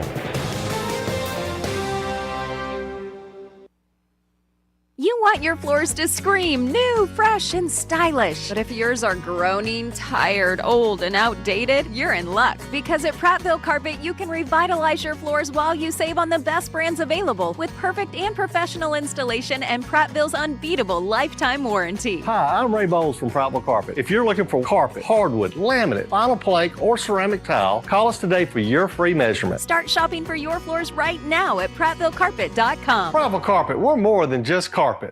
This is your roving reporter, and today I'm talking with a political activist. That's right, man. And could you please explain to us your red cap with the letters MMRGA? Yeah, man, this is my MARGA hat. MARGA? Yeah, man, that stands for Make My Retirement Great Again. I see. And to do that, what you need to do is call David Ernest, the asset preservationist. That's right, man. You can call David at 833-596-7233. That's 833-596-SAFE. And I understand that's a toll-free number. Yeah, man. Get David Ernest on the case, and your retirement will be great again. And you make these hats? I do. Here's a whole pile left from the last administration. And they say CPWABD. Yeah, man. Corn Pop was a bad dude. And as you said, there's a whole pile here. Well, there wasn't much demand. I can dig it. Beyond the Forecast with Chief Meteorologist Shane Butler. Growing up in Elmore County. I grew up here. I lived here as a kid. I experienced the weather here. So I have knowledge that goes way back. You know, I experienced my first tornado as a kid. I was probably about 11 years old and eclectic. Writing that out and experiencing that really gave me the passion about weather. We made it through it, and it gave me an experience that I'll carry in a lifetime. Shane Butler, part of the Action 8 Weather Team, your weather authority. This is the story of the one who keeps multiple buildings running smoothly day after day. Plumbing that flows, HVAC that hums, cleaning supplies that keep surfaces sparkling. That's why she counts on Grainger. With easy reordering online and 24/7 support, Grainger helps her keep the products she needs on hand. So shelves stay stocked and buildings stay ready. Call 1-800-GRAINGER, click Grainger.com, or just stop by. Grainger, for the ones who get it done. This hour of news and views is brought to you by our good friends at Alabama Home Mortgage. Alabama Home Mortgage, 567-4223. Visit them on the web at myalabamahomemortgage.com. NMLS number 1586368. An equal housing lender. Tired of spending your weekends fighting weeds, patchy grass, and a mower that never starts? Mosley Lawn Pros is the solution. They handle residential and commercial lawn maintenance, landscaping, cleanups, and property care so you don't have to. They show up on time, do the job right, and leave your lawn looking sharp every time. Stop stressing over your yard and start loving it. When it comes to your lawn, call the crew your neighbors and local businesses trust. One call, one crew, problem solved. Mosley Lawn Pros, built on hard work, driven by quality. Find them today on Facebook or Google. Trust is the number one reason why a patient chooses a healthcare provider. Adams Drugs has been your trusted healthcare provider since 1962 and has been voted the number one pharmacy in the River region for many years. We strive each and every day to provide you the level of healthcare you have come to expect from Adams Drugs. The employees at Adams Drugs take pride in developing relationships with their patients. From making sure your prescriptions are filled correctly, to getting to know you and your family's needs, and following up on any questions you may have, Adams Drugs employees deliver top-notch service. We ask you to visit us at any of our locations in Montgomery, Prattville, Wetumpka, Millbrook, and Pine Level Marbury, and give us a chance to earn your business. You can find us at adamsdrugs.net for the location that is nearest to you. Adams Drugs is your local, independently owned Health Mart pharmacy. Health Mart, taking the time to listen and care. Maybe you're doing well in sales, but you're ready for something bigger. At Blue Water Broadcasting, you'll help local businesses grow with customized marketing campaigns that combine the reach of 7 radio stations with powerful digital solutions. We're looking for someone who enjoys meeting people, earning their trust, and delivering results. If you're driven, professional, and ready to build a career, not just another sales job, we should talk. Visit BlueWaterBroadcasting.com and send me your resume today. Blue Water Broadcasting, local folks helping local business. Rich Thomas Weather, a service of Riverside Chevrolet Wetumpka. If it's Chevy, it's Riverside. Best price, best selection. Check them out on the web at riversideusa.net. Rich Thomas Weather. We've got a fairly typical late August day today, but the rain probabilities will get a little bit better tomorrow and Friday.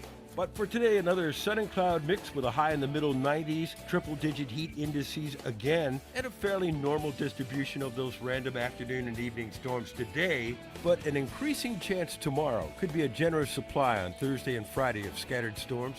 This as a front approaches. High temperatures generally in the lower 90s on Thursday and Friday, mid-90s over the weekend as storms start to thin out. From the Blue Water Weather Center, this is Rich Thomas. We get Montgomery talking 24 hours a day. The River Region's most trusted voice. News Talk 93.1 FM WACV. Listening To Joey Clark. Joey Clark. It's Joey Clark. Welcome back. Let's go right to the phones and talk to East of the Rockies. Hey, East, how you doing? Hey, Joey. I'm enjoying the conversation this afternoon, but I've got a couple of questions.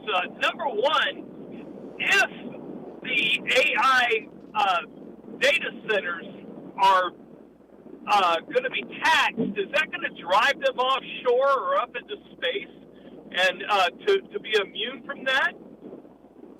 I don't know if you could actually even be immune by relocating it with that sort of tax, because the tax would just be assigned to the actual virtual token. But I think what is coming is down the road are the more orbital data centers and people that are banking on the ones in our own backyard to actually bring a lot of wealth. Be careful. Yep. Anything you tax, you get less of. The other question I had for you is that if we allow a dictator like the Romans did, I mean, we've already got citizens acting like Diocletian. How is that going to help liberty, man? I mean, that is intolerable to me. The very idea, the discussion of it, that we're going to give somebody like Caesar power, hoping that we can stab him in the Senate later on. I mean, what is that, man? I think it would have to be like the things are just have gone so wrong and have been so frustrated. And you could have somebody that says, yeah, I'm still going to protect the First Amendment. Yeah. I'm still going to protect all these different liberties that y'all hold true.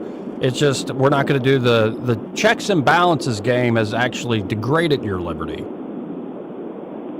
Now, I can see your point that you're skeptical of that, and I think the most folks, let's say in your generation, would agree with you, and I think most folks, even in my generation, Eddie's generation, would agree with you.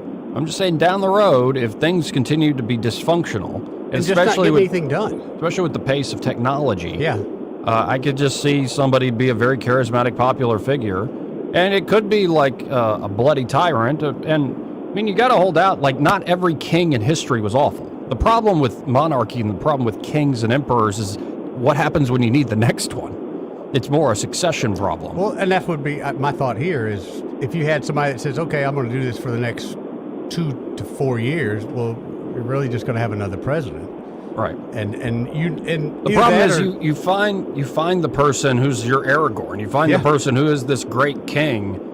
And all of a sudden, you're going to kill him at the stake before it's over with. I mean, that's the other part of it. It doesn't matter. To me, it doesn't matter. He could be the best person in the world, but his own people are going to kill him. Well, and essentially, if we get to a time to put it this way, if I could, East, when men start doing whatever is right in their own eyes, we will have judges brought upon us.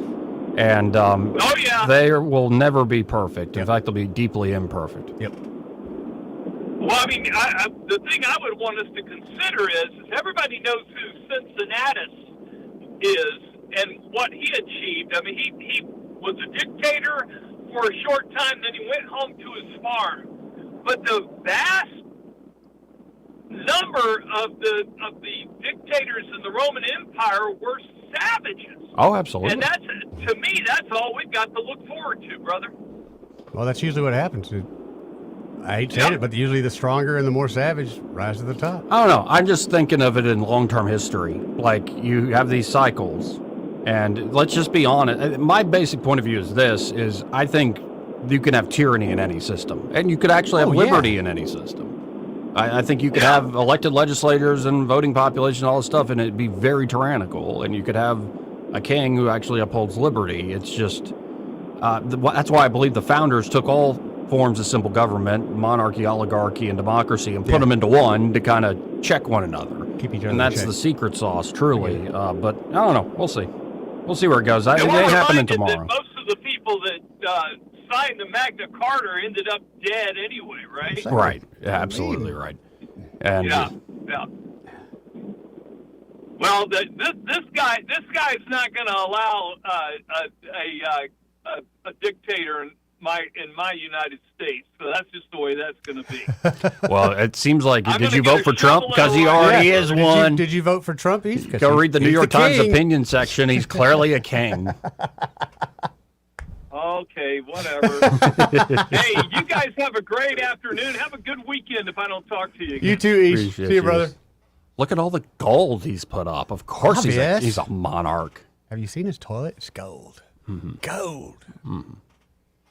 Anyway. I saw his wife the other day. She's golden. Got the Melania? gold- yeah, with her hair. Hair looks great, man. It's on point.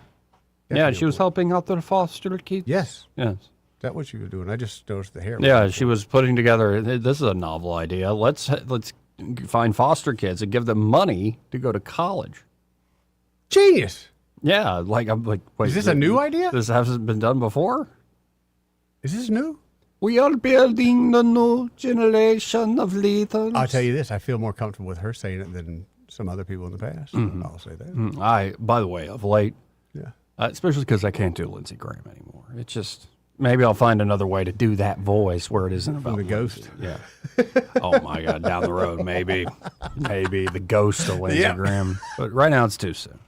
Darlene, his sister, actually winning that election. I can't believe she won, Joey. So because I can't do the Lindsey Graham voice anymore, I think my new favorite might be Melania. Really? Because it's just so you can talk about so much in that way. It's a lot of You fun got to to do. let your hair out when you do it, though. I can't Yeah. see Melania in that. Well, the classic Melania line is when her best friend supposedly recorded their phone conversations. Oh, yes. And she was complaining about how I'd work my ass off for Christmas and Christmas decorations, and nobody cares. Nobody cares. I cared. Mm-hmm. She just didn't And it ask was the a very right people. classy Christmas. I thought it was too. But what hasn't she done that hasn't been really classy? I mean, they dog her out for everything, but she's a pretty classy woman, pretty smart. Yeah. Very intelligent. I don't know. Easy on People the will find something to complain about. Don't I know it?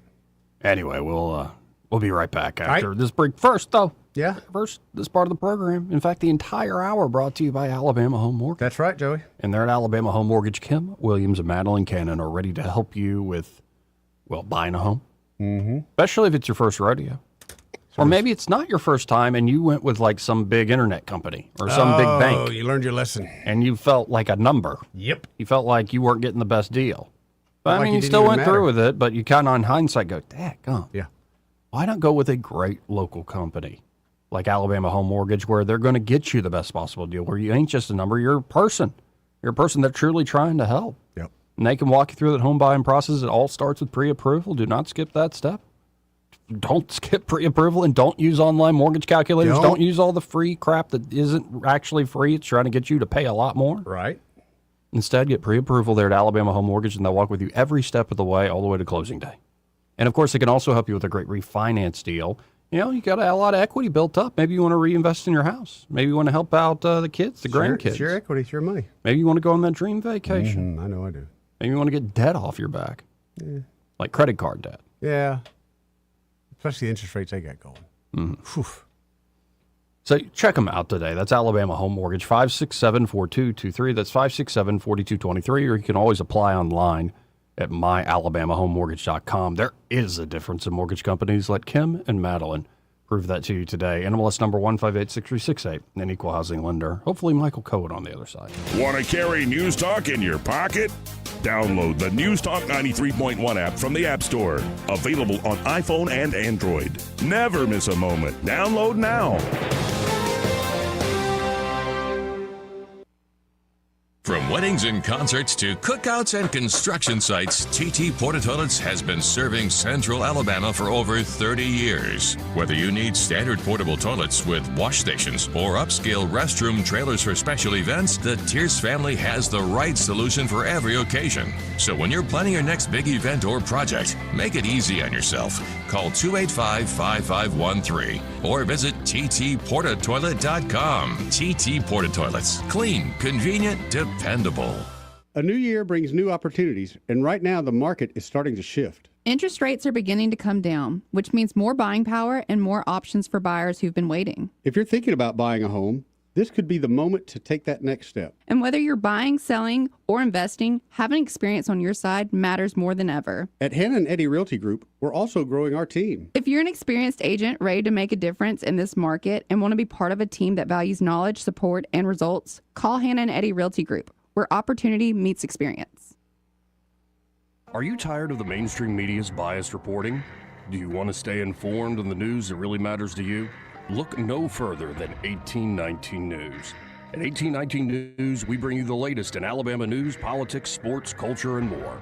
We've assembled a team of journalists with Alabama values dedicated to the truth and the truth alone. Visit us at 1819news.com today. That's 1819news.com. Subscribe to our newsletter. Honest News, Alabama Values. Capital City Roofing. Capital City Roofing. For over 20 years we provided roofing without compromise.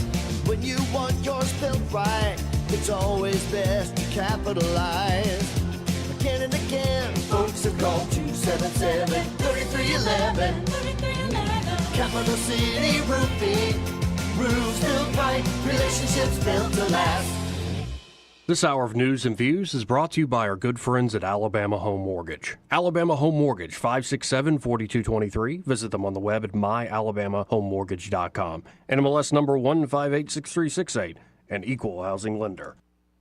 If it concerns your community, you'll hear about it on News Talk 93.1. News Talk 93.1 FM WACV.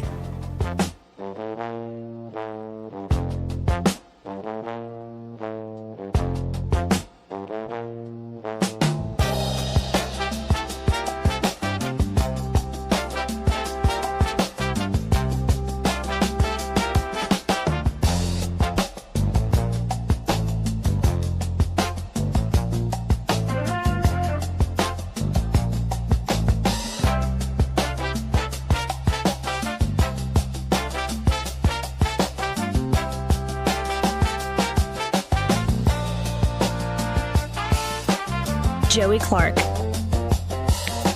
Welcome back. And let's jump right to the phones.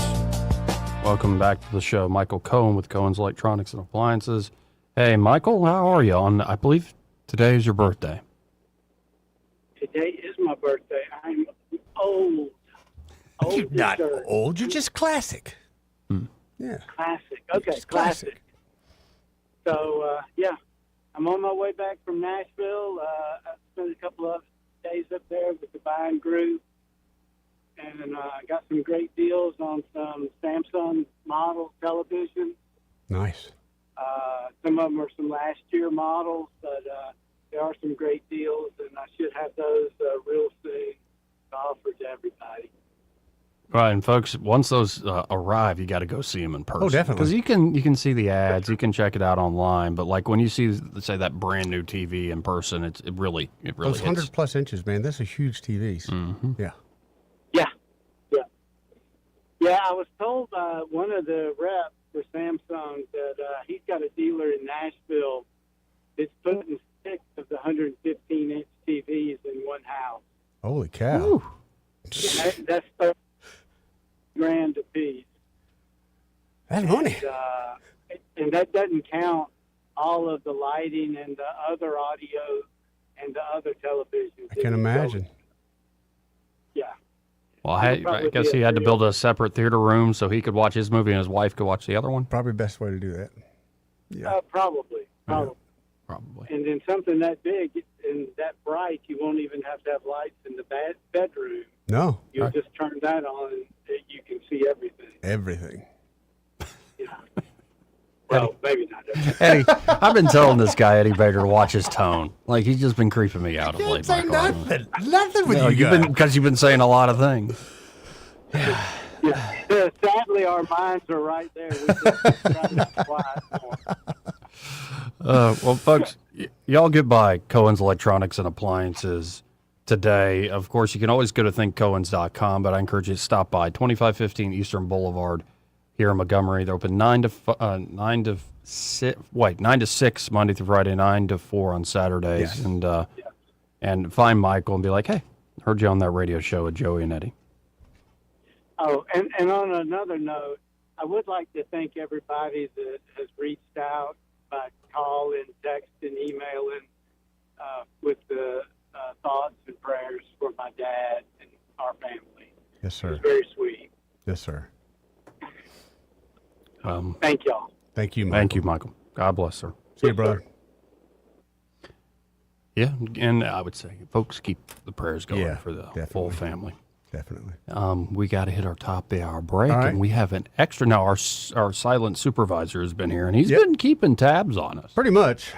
He's been watching out for us. He's He's on been- top he's of, by been the giving way, me the this, evil eye, so yeah. this whole Paramount deal. He's been really informing me on it. But we have another person joining we us do. in studio. I believe her name is Jessie Lynn. Jessie. So y'all stay tuned. Broadcasting from the Riverside Chevrolet Master Control Center, this is WACV Cusana, News Talk 93.1 FM. When it's Chevy, it's Riverside. With SRN News, I'm Bob Agnew in Washington. Meta agreed today to pay $17 billion. It adds stronger child safety measures to its Facebook and Instagram platforms as part of a landmark legal settlement that ended a trial over teen social media addiction and settled claims filed by 47 states. The Fed's preferred inflation gauge shows core prices rose 3.3% annually in the month of July. The Commerce Department reports that its personal consumption expenditures price index increased a seasonally adjusted 0.2% for the month. That put the annual inflation rate at 3.7%. The Empire State Building paying its tribute to the country music legend Dolly Parton, who passed away yesterday at the age of 80. Last night, lighting up in pink, sparkling lights, the singer died after a short bout with cancer. On Wall Street right now, the Dow Jones Industrial Average is down 141 points. This is SRN News. Maybe this is you too. There is enormous frustration right now with healthcare costs. It's amazing. Healthcare costs for families in the last 20 years have almost tripled. And it just keeps getting worse. All this to say, this is why MediShare is so in demand right now. People are looking for alternatives, and MediShare is proven. And yeah, you could save thousands of dollars a year and actually like it more. Here's the number. They're easy to talk to. 833-34-BIBLE. That's 833-34-BIBLE. My name is Whitney Allen, and I'm a widow. My husband, Ryan, died. We never thought we'd ever have to use life insurance, but the unexpected happened. With Ethos, signing up was fast and 100% online. You can get a quote in seconds, apply in minutes, and get same-day coverage. No medical exams, and you can get up to $3 million worth of coverage. I'm grateful we were prepared. Get your free quote at ethos.com/term. That's ethos.com/term. Paid spokesperson. Time spent on application may vary. Online health questions. The Rich Thomas Weather Network, brought to you by Montgomery Paint and Body. From little fender benders to total body repair, MPB will fix it good as new, maybe better. For 4 decades, the Turner family has been getting you back on the road. Call 279-7325. We've got a fairly typical late August day today, but the rain probabilities will get a little bit better tomorrow and Friday. But for today, another sun and cloud mix with a high in the middle 90s, triple-digit heat indices again, and a fairly normal distribution of those random afternoon and evening storms today, but an increasing chance tomorrow. Could be a generous supply on Thursday and Friday of scattered storms. This as a front approaches. High temperatures generally in the lower 90s on Thursday and Friday, mid-90s over the weekend as storms start to thin out. From the Blue Water Weather Center, this is Rich Thomas.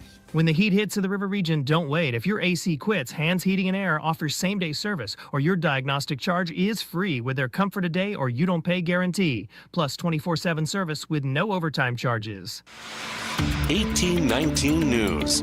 Democrat Congresswoman Terry Sewell is calling a Trump administration executive order an attack on democracy. This comes after the U.S. Supreme Court cleared the way for the executive order to be implemented ahead of the midterm elections. That executive order involves the U.S. Postal Service, the Department of Homeland Security, and the Social Security Administration all working together to identify eligible voters who can receive a mail-in ballot. These ballots are not to be delivered to anyone who is not eligible to vote in a federal election. Sewell says that President Trump is making this decision because he's terrified of losing in November and is trying to make it harder for Americans to vote. Sewell posted all of this on social media, saying it's shameful that the U.S. Supreme Court would allow this executive order to go forward. She maintains that mail-in ballots are safe and secure. I'll be back with more Alabama stories after this. Mark your calendar for November 6th.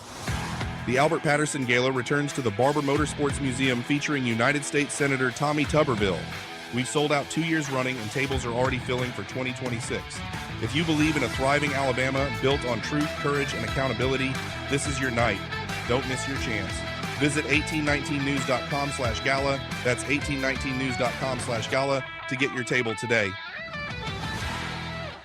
A municipal election was held this past Tuesday in Gadsden with the incumbent mayor, Craig Ford, returning to office. Ford received 67% of the vote to his opponent, Thomas Worth's 32%, according to ABC 3340 News. A Fairhope man pleaded guilty in federal court this past Tuesday to embezzling $800,000 from his employer. Gregory Anderson worked as an office manager for a soil testing company. Anderson was also receiving disability benefits from the Social Security Administration. In fact, he was receiving overpayments despite his ability to work. I'm Andrea Tice. For more news affecting Alabamians, go to 1819news.com. And while you're there, subscribe to the daily newsletter. This hour of News and Views is brought to you by our good friends at Cole Plumbing, 279-8919. Cole Plumbing is number one in the number two business. You don't have to dig a hole. They have proprietary pipelining technology. Ask them about their tankless water heaters. Remember, when you have trouble with your bowl, call on Cole.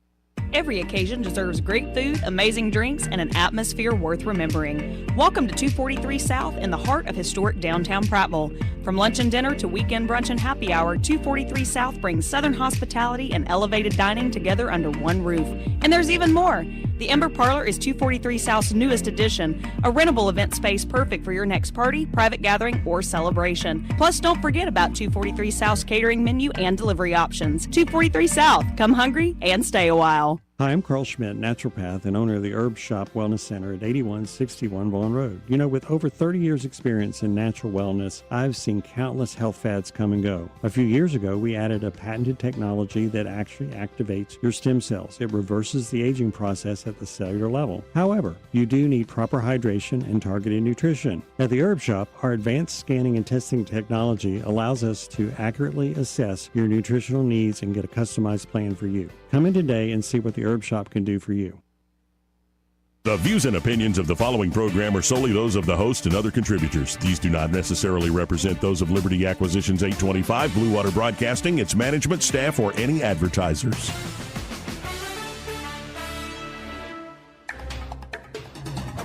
It's time for Montgomery's conversational radio show. It's News and Views on News Talk 93.1 FM.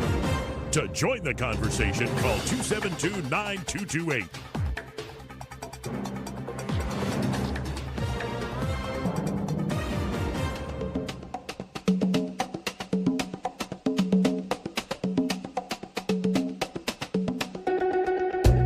That's how you conduct yourself in a democracy. Joey Clark.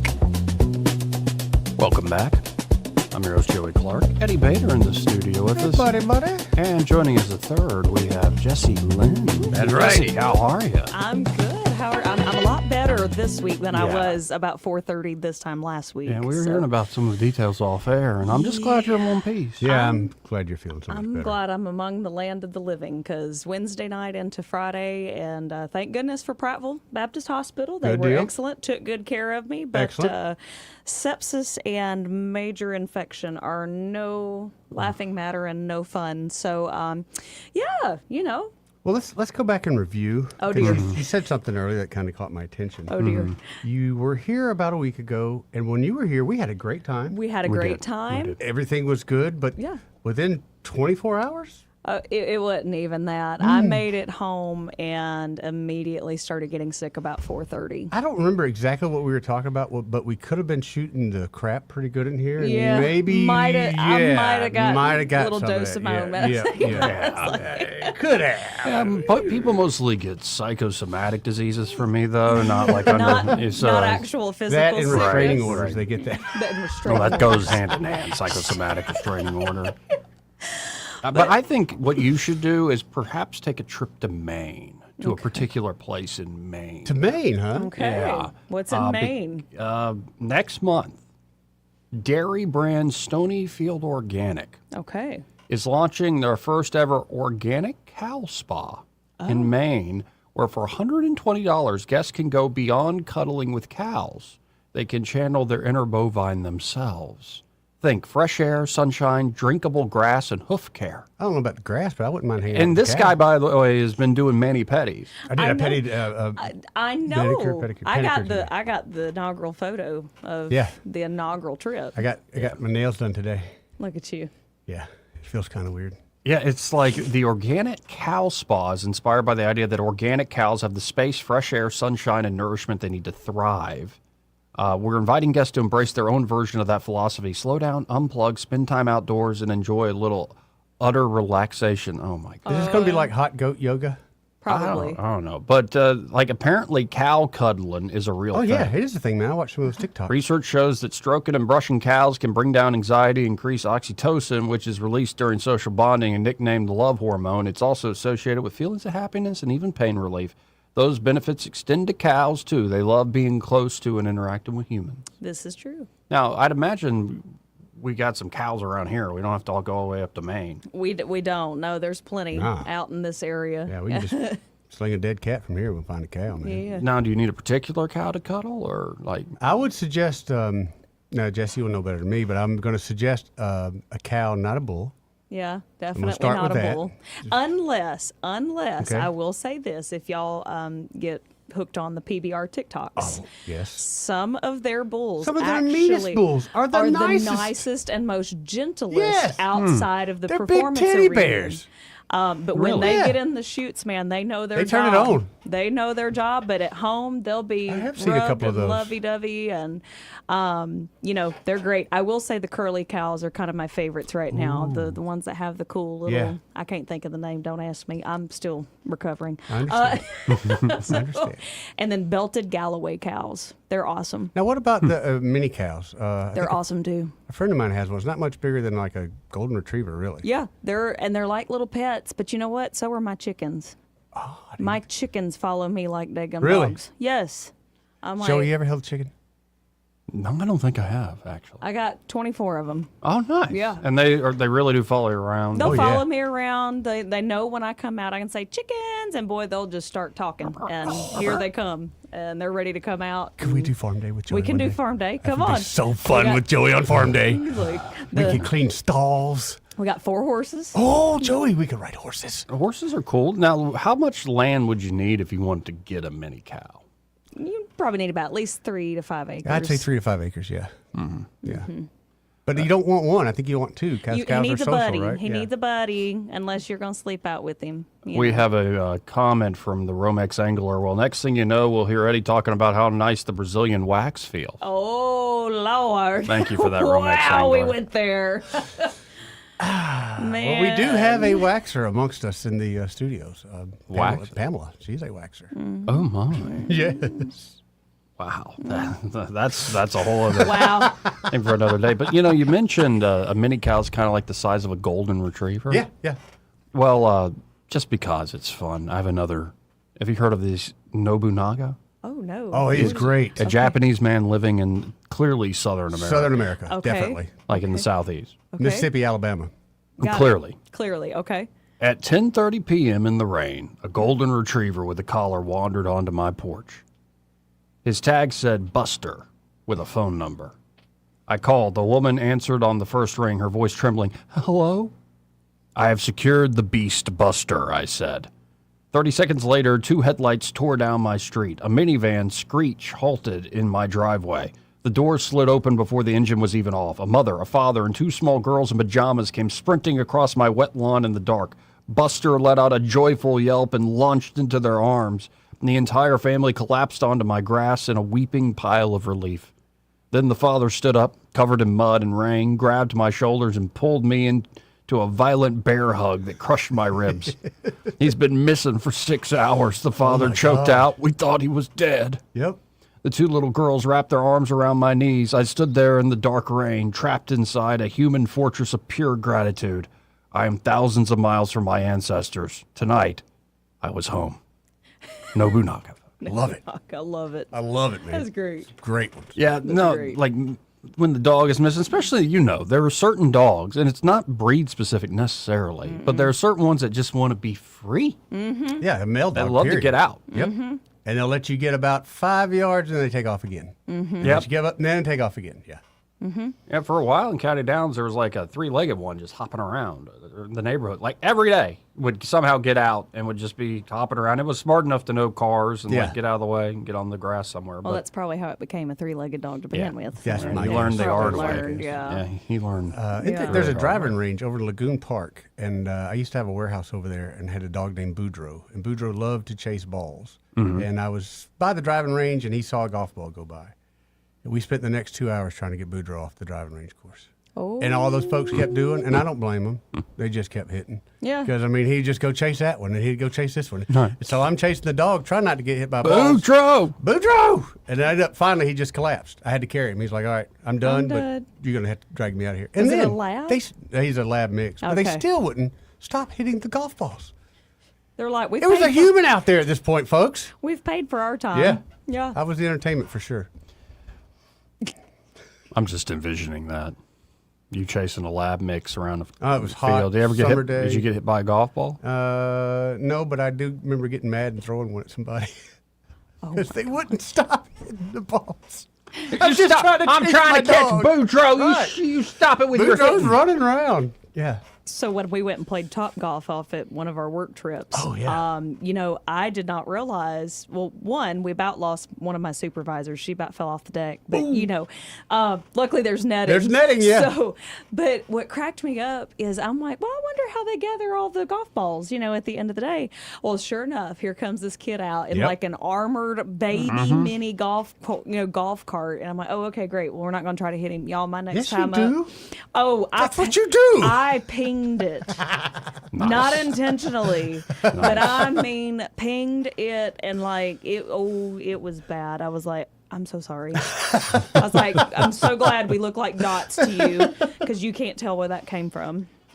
Top golf, yeah, it's a shame we don't have that in Montgomery. I know, but we do have some pretty cool golf simulators. Yeah, we do. Travel. That's true. Yeah, we do. I love going down there. That's always fun. Now, this is just the potpourri section of the show, folks. Dear Abby, I am a 63-year-old man. Uh-oh. My fiance, 57, and I have been dating exclusively, or so I thought, for 4 years. Uh-oh. I just found out she has a male friend Oh, dear. she has been seeing without my knowledge. They go to lunch and dinner and other activities. She says they are just friends. He is her attorney, and he wants a romantic relationship. She lied by omission, and now my trust is damaged. Yeah, would be. I'm worried about her dishonesty and the viability of our relationship. She thinks it's not a big deal. Your thoughts? Simmering suspicion in Florida. I would agree with this guy. That's kind of sketchy. She kept it hidden. Yeah. Yeah. That's There's something there. and yeah. right. Like, I don't know. And it's one thing to keep certain things hidden, but like a relationship with another fella. Yeah. That's, Like if you'd just been straight up from the beginning, like I'm going to Probably been a lunch big with deal. Tom, Yeah. that would have been a That little would've been- different. Well, yeah, but Different. she openly said that the guy has feelings for her. So All right. I'm sure that would have came up early on too, and he probably said, "Well, I don't want you to hang out with the lawyer guy who's going to take my girl." Yeah, and Abby says a woman who is engaged has no business spending time alone with another man who has expressed a romantic interest in her. Yeah, no kidding. This is a big deal. It is. That is a big deal. But you have to straighten it out. Okay, correct me if I'm wrong, but would you not at least go to him and say, "Hey, there's, it's not reciprocal," or do you just, Jesse, you tell me?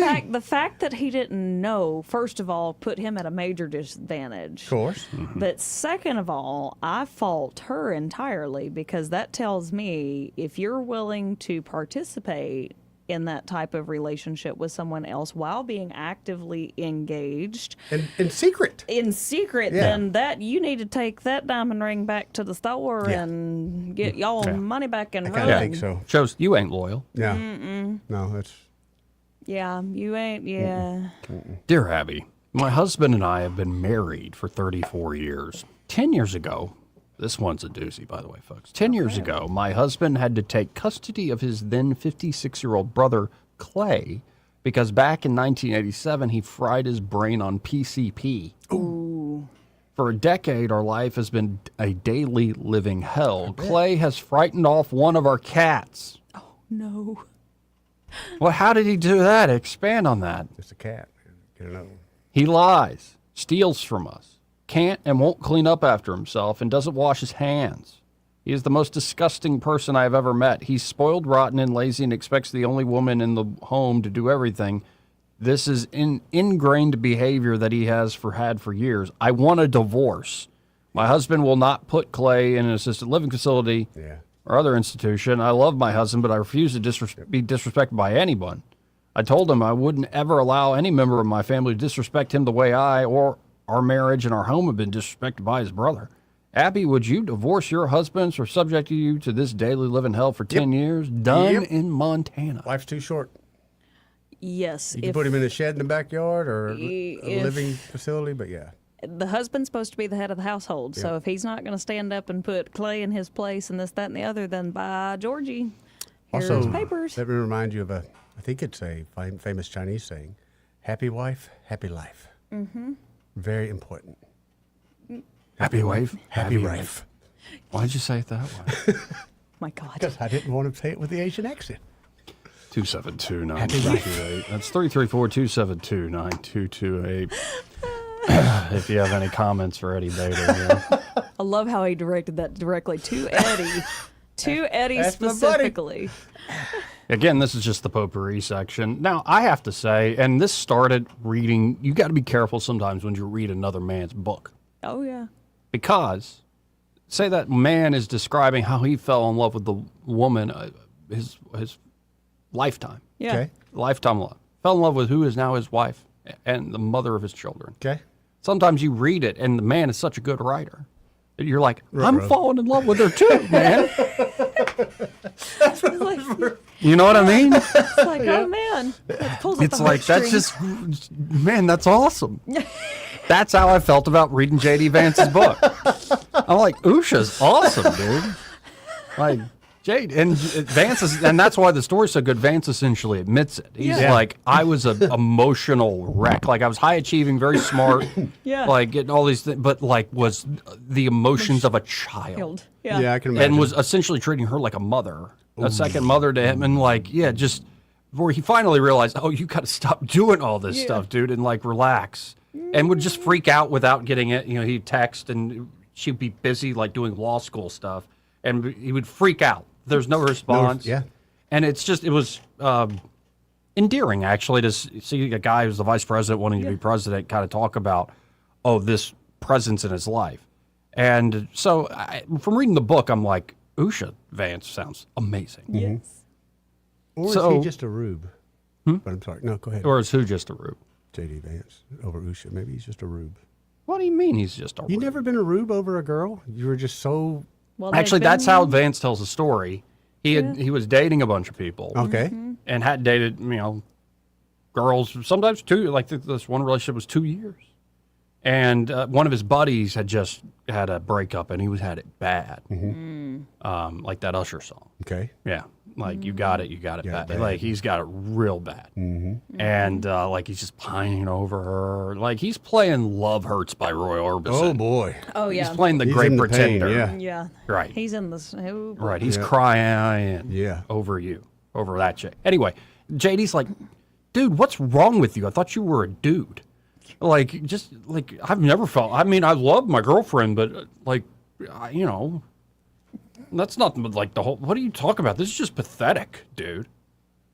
And then fast forward a few years, and he calls up and he's talking to this friend, and he's talking about Usha. And the guy's like, remember how you gave me a hard time? That's what dudes are going to do. Dudes are always going to remember that. And they won't let you live it down No. either. So I say all this because this is Usha Vance in response to El Said. Oh, yes. Abdul up there in Michigan got real personal, saying, I wonder what J.D. Vance's papa mama would have said about his wife Usha. Which is like, really, dude? Yeah. They just said that's a pretty looking girl. Yeah. Right there. Yeah, we went over this yesterday, Eddie. But he said it in I've a gotten better tone. Gotten Yeah, better. like he said it yesterday. He's been saying stuff in a creepy way. I don't know if you saw this, Jesse, or heard this. Well, you I know, didn't think so, but it I've is- gotten called it out. is- It is Eddie. Yeah, You know. I'm just the other side. You guys are one way, I'm on the other. You know, y'all are on one side of the tracks. I'm just. Right. But anyway, like I've read this book, and I'm like, I kind of in love with Usha Vance now too. Thank you, JD. And And all the single ladies Yes. cry Yeah. at this moment in time. no, it's wholesome. I know. It's just a You about said something, I'm not Eddie. saying nothing. You it's just a about- little crush, you know. He about said something, Joey. Yeah, I'm sure he did. And so then I see this clip after they're horribly attacked. Like, that's just a nasty thing to say. It was. It was pretty nasty. So here's Usha. I mean, I have to admit, I kind of laughed because, yes, I never met JD's mama and papa, but I do know and love the children that they raised. You know, his mom, his aunt and uncle, and they have never been anything but incredibly loving. I mean, his aunt is like a second mother to me. And so I have to think that if they raised children like that, they would have been loving as well. And I would have really, really, really loved to have met them. I had never been to Ohio before meeting JD. I had no idea what to expect. He makes fun of me because I thought it would look more like Iowa, which obviously it does not. Yeah. And whatever expectations I might have had were blown up when I got there. I mean, it's a culturally diverse place in many ways. It has all sorts of traditions that were new to me in other ways, but the people are so welcoming. Everyone has been really loving. They are my family. They treat me like their family. I mean, I So Abdul's an idiot, number one. Yeah. Yeah. Go with that. Take that angle. But you're like, okay. By the way, she's very sweet in that clip. But I think what was she doing for the longest? She's like a corporate litigator. Yeah. Yeah. Yeah. Wicked smart. Not a sweet. Yeah. No, Not a sweet no, no. Not a sweet person. Yeah, she knows how to be Kill rough. them with kindness. Right. Yeah, but it's just like I don't know. I wonder because we are living in this era, and people rightfully point out that Trump broke the game. Yeah. Where you got the insulting and stuff going on back and forth, and you got to wonder what's going to be next. And I do wonder if the American people are going to be like, look, we're not going to go back to the days of sort of the fake etiquette that you saw so much. Like, think of Reagan's debates and sort of the common culture, let's be blunt, that came out of the Greatest Generation and some of the boomers. But honestly, it's the boomers that have been leading the charge on this breakup we've had in this nation, this polarization we've had in this nation. So it's more that the whole Ronald Reagan, Tip O'Neill could have a drink. That was not a boomer thing. That was sort of a Greatest Generation, even silent majority thing. Well, high trust. We disagree, but we both go to the same church, and we both kind of watch the same football teams, and like we eat the same food. Like it's sort of the Have same. more commonality. I mean, And so that's faded, and I don't think that's ever coming back in the way it was there. But I also don't think the era that we see very much pronounced on social media and X will last forever. Sort of the constant cynical ribbon on each other, destroying one another. Sort of Well, thing. and the thing about that is, too, is you got to keep in mind you can't believe everything that's on social media, because I can tell you, even here, they are still very much that way. They may just sit here and chew each other out on the floor or behind the scenes, but then you see them at the bar later catching drinks together, buying each other drinks. Of course. And I'm like, it's all about the almighty dollar at the end of the day. You scratch my back, I'll scratch yours, and then, hey, we'll throw some mud, but then, hey, let's go have, brandy and cigars afterwards. but even in the real estate world, when we're doing a deal together, and it doesn't always happen this way, but there are times where they're passionate about their client, I'm passionate about my client. We'll have that disagreement. During the transaction, we could be rather nasty, but we're all at the closing table. We're like, we're all good. Man, it was good, yeah. But you know what I mean, though, with the political discourse. Oh, yeah. It's definitely, I mean, and it's Trump. And I think Trump is genuinely funny. And I know some people hate to even hear that, but he is. He's genuinely funny. Right. Like, even when it's offensive or like, I wouldn't say that. There's a lot of things he says I wouldn't say, but. You know, what gets me is people got to quit wearing their feelings on their sleeves. It's Right. called That's our buck biggest up, problem, buck man. up, buttercup. But the problem is when somebody doesn't have that humor or those skills of persuasion, let's say, doesn't have that same charisma, and they try to be just mean. It doesn't play the same. It doesn't play the same. Well, he is playing 3-tier Chinese chess, and they're playing checkers and haven't even found the checkerboard yet. So they don't even know what color team they are, red or black. And so now that you see, okay, you have J.D. Vance coming up. You got Marco Rubio coming up. I think Ron DeSantis still wants to be the guy. He ain't going to be, but okay. Why? Too short? Yep. Yeah. That's what they hit him on last time. Do you remember that, Jeff? I do. With the boots? I do, yeah. Hold on. Do we hit him on that, or do we also bring up the fact that we've never had a president that short? Oh, we've had short presidents. Not that short. Oh, yeah, man. Come on. Yeah, little Jimmy? James Madison? I think he was like Judge Knapp's height. No way. I Yeah. thought he was a 6-footer. James Madison? Oh, we got to look this up. I really thought he was a 6-footer. I think he was short. Well, okay. That was the past. We don't have short presidents anymore. Anymore. He We was five. We got through that. James Madison was 5'4". Then he was lying. He was 4'8". You know, he was lying. And he only weighed around 100 pounds. He was shorter than me. I'm 5'6". How did he get elected president? Well, we didn't have as much stuff in our food now that makes you as big. So, This is true. But I would have think a 100-pound little worm, nobody would have listened to him. But you'd be surprised. And so little Jimmy, James Madison, was the shortest ever, smallest ever president. 5'4", 100 pounds. you know he wasn't 5'4". Yeah, probably. And then it goes to Martin Van Buren. He was 5'6". Oh, he was my height. Benjamin Harrison was also 5'6". John Quincy Adams was 5'7", and so was his daddy. John Adams was 5'7". But now back then, we as a people have grown taller than ever before. Well, yeah, because there's not That's crap. true. There was not crap in their food that causes major genetic issues and all this stuff. And now, if you go to the other side of the spectrum here, the tallest president is who? I would probably like to who say you think. Ford, but I'm not for positive. No, it's probably think about Trump. like luminaries in American history presidents. Who do you think is the tallest? Lincoln. Lincoln. Oh, yeah. Lincoln, I'm yeah. sorry. Yeah, 6'4". yeah. Still the tallest ever president. Yeah. Lyndon B. Johnson was 6'3.5". Not a fan. Yeah, that was a dirty dog. He man. was a He was a dirty. You heard some of those stories? yes. Jesse? Oh, He's a dirty yes. dog. He was Dirty dog. dirty. Yeah, no, there's one, and I'll just share it mildly, where it's an aide telling this story where Johnson is literally sitting on the crapper. Yep. No, it's Johnson telling this story. Johnson's literally sitting on the crapper, and he's trying to talk to his aide, and the aide would not face him, like look him in the eye while he's sitting on the toilet, and just normal person. had his back to him. And Johnson's like, I lost all respect for that man that day. I'm like, you dirty dog. Like, hello, he's giving you privacy. Like, what the crap? No. Nasty. Third tallest president, Donald Trump, 6'3", baby. 6'3". And then Barron is how tall now? Oh, he's 6'6". 6'7". Yeah, 6'7", really? 6'7". Talk about who might be the next king. Yep. I'm not saying I want it to happen. I'm just saying. Never know. Thomas Jefferson, old TJ, was 6'2.5". So was Bill Clinton. Boo. Then you get to Chester Arthur, 6'2", FDR, 6'2", George H.W. Bush, 6'2", George Washington, 6'1.5". There you go. See, I always thought he was a smaller guy. And Barack Obama, only 6'1.5". You know, it's funny when someone under 6 foot calls somebody 6'1.5". Only 6'1.5". I thought Obama was taller than that. I thought he was too, I thought but Joey was taller than that. Why do you say that, Eddie Vader? Because it irritates the crap out of you. I mean, I know you're 5'6", Not but as still. much. Not as much anymore. You're a good, strong 5'6". So a lot of 6'1", a lot of 6'. You would expect average. A lot of 5'11", 5'11 and a half. 6-footers would be the average. George W. Bush was 5'11 and a half, Yeah, and so was sure. Richard Nixon. oh yeah.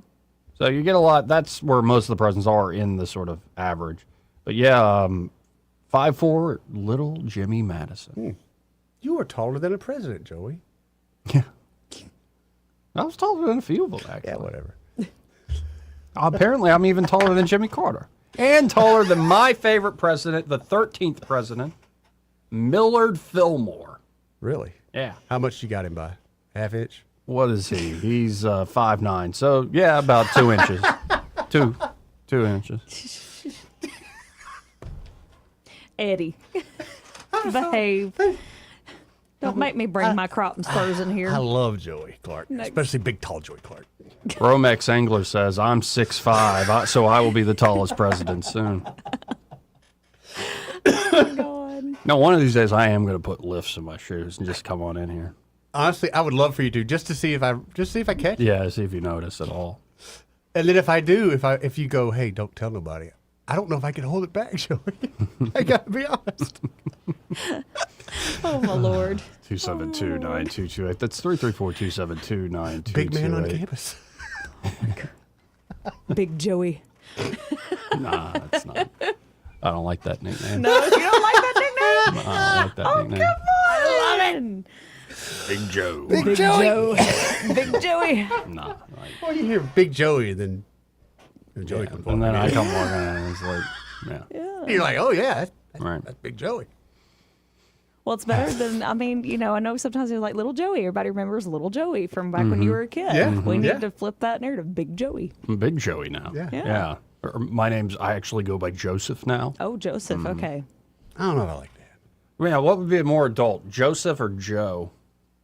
You're more of a Joseph than a Joe. What if I went with the full-on Joseph Ray? No. Like I come up with a novel and it's Joseph Ray Clark. No. Or just J.R. Clark. J.R. Clark. Just start calling myself J.R. J.R. I could start With that calling hat over there, myself no, you're a JR. heck of a J.R. Actually, I think Yeah. I could live a double life. Yeah. I could be a J.R. You could be a J.R. in the nighttime. Yep. Just make sure you're not like the frat brothers that got caught in the drug bust by using your full name on Venmo. And don't go, and don't go to the rodeo as a J.R. And that, you're not a This rodeo get up? guy. Yeah, you're not a rodeo guy. No, I ain't riding any bulls. We're just going to go pet some. What if you? I don't know how to wrangle much of anything. Would you ride one of those sheeps like the kid do? A mutton busting? No, I'm not going to be mutton busted. Come on, man, that'd be awesome. No, I'm not going to be a mule skinner like Dolly Parton. Oh, my God. Oh, my God. I got to hit this break. We'll be right back. Want to carry News Talk in your pocket? Download the News Talk 93.1 app from the App Store. Available on iPhone and Android. Never miss a moment. Download now. Get ready for Biscuits and Bowls coming to Davos Park September 25th and 26th. For 2 action-packed nights, professional bull riders take on some of the toughest bulls around, plus freestyle bullfighting, bull games, and non-stop entertainment all night long. This isn't your typical night at the ballpark. It's high-flying, hard-hitting action right in the heart of Montgomery. Bring the whole family and experience Biscuits and Bowls at Davos Park, September 25th and 26th. Get your tickets today at biscuitsbaseball.com. Trust is the number one reason why a patient chooses a healthcare provider. Adams Drugs has been your trusted healthcare provider since 1962 and has been voted the number one pharmacy in the River region for many years. We strive each and every day to provide you the level of health care you have come to expect from Adams Drugs. The employees at Adams Drugs take pride in developing relationships with their patients, from making sure your prescriptions are filled correctly to getting to know you and your family's needs and following up on any questions you may have. Adams Drugs employees deliver top-notch service. We ask you to visit us at any of our locations in Montgomery, Prattville, Wetumpka, Millbrook, and Pine Level Marbury and give us a chance to earn your business. You can find us at adamsdrugs.net for the location that is nearest to you. Adams Drugs is your local, independently owned Health Mart pharmacy. Health Mart, taking the time to listen and care. This is the story of the one. The one who keeps multiple buildings running smoothly day after day. Plumbing that flows, HVAC that hums, cleaning supplies that keep surfaces sparkling. That's why she counts on Grainger. With easy reordering online and 24/7 support, Grainger helps her keep the products she needs on hand. So shelves stay stocked and buildings stay ready. Call 1-800-GRAINGER, click Grainger.com, or just stop by. Grainger, for the ones who get it done. For too long, Alabama's statewide news companies have shamed us for our conservative Christian values. Alabama deserves a news company that cherishes our culture, a company that isn't bought and paid for by the powers that be. 1819 News is that company. Run by Alabamians for Alabamians, 1819 News celebrates what is good and beautiful about our state, while exposing those who work against our values in secret. Just go to 1819news.com to learn more. Subscribe to our newsletter. That's 1819news.com. For many homeowners, there's untapped reserves hiding in plain sight. It's not in the savings account. It's not in the stock market. It's right under your roof. Now more than ever, homeowners are sitting on record levels of home equity, and that equity belongs to you. It can be used to consolidate high-interest credit card debt, to pay expensive school tuition, to cover medical expenses, to invest in renovations, you name it, because that money is yours. This isn't about taking on unnecessary debt. It's about using an asset you already own to improve your financial position and your quality of life. The key is understanding your options and choosing the strategy that fits your goals. Let's see what's possible with the equity in your home. Give us a call at Alabama Home Mortgage today at 334-567-4223 or visit us online at myalabamahomemortgage.com. That's Alabama Home Mortgage, because there is a difference in mortgage companies. NMLS 1586368, Equal Housing Lender. This hour of News and Views is brought to you by our good friends at Cole Plumbing, 279-8919. Cole Plumbing is number one in the number two business. You don't have to dig a hole. They have proprietary pipelining technology. Ask them about their tankless water heaters. Remember, when you have trouble with your bowl, call on Cole. Weather, a service of H&H Carpets, where right now, get a load of this, listen close, you get a house full of carpet for $19.95 installed. Unbelievable. They're located at 6450 Atlanta Highway, just across from Walmart. Rich Thomas weather. We've had a fairly routine day today, and still a chance you may encounter one of those evening showers or storms before they fade out, but most towns will stay dry. The overnight low temperature tonight down to about 72. I think we'll be in the lower 90s on Thursday and Friday with a better supply of scattered showers and thunderstorms. In fact, rather generous, but still random in the afternoon and evening hours both days. Then by the weekend, the storms start to thin out with high temperatures back to the mid-90s. From the Blue Water Weather Center, this is Rich Thomas. News and talk without the static. The River Region's most trusted voice. News Talk 93.1 FM WACV.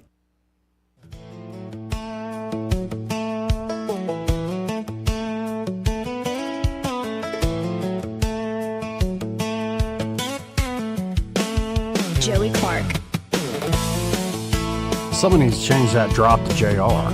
JR's in the house. Hey, I can change it for you. JR. JR's in the house. Oh, what's up, y'all? JR. Eddie, quit! Let's go to Junebug. Yeah, come hey, on, Junebug, How help you us doing? out. Yeah, y'all talking about height. Yeah. I used to be 5'9" when I retired in 05.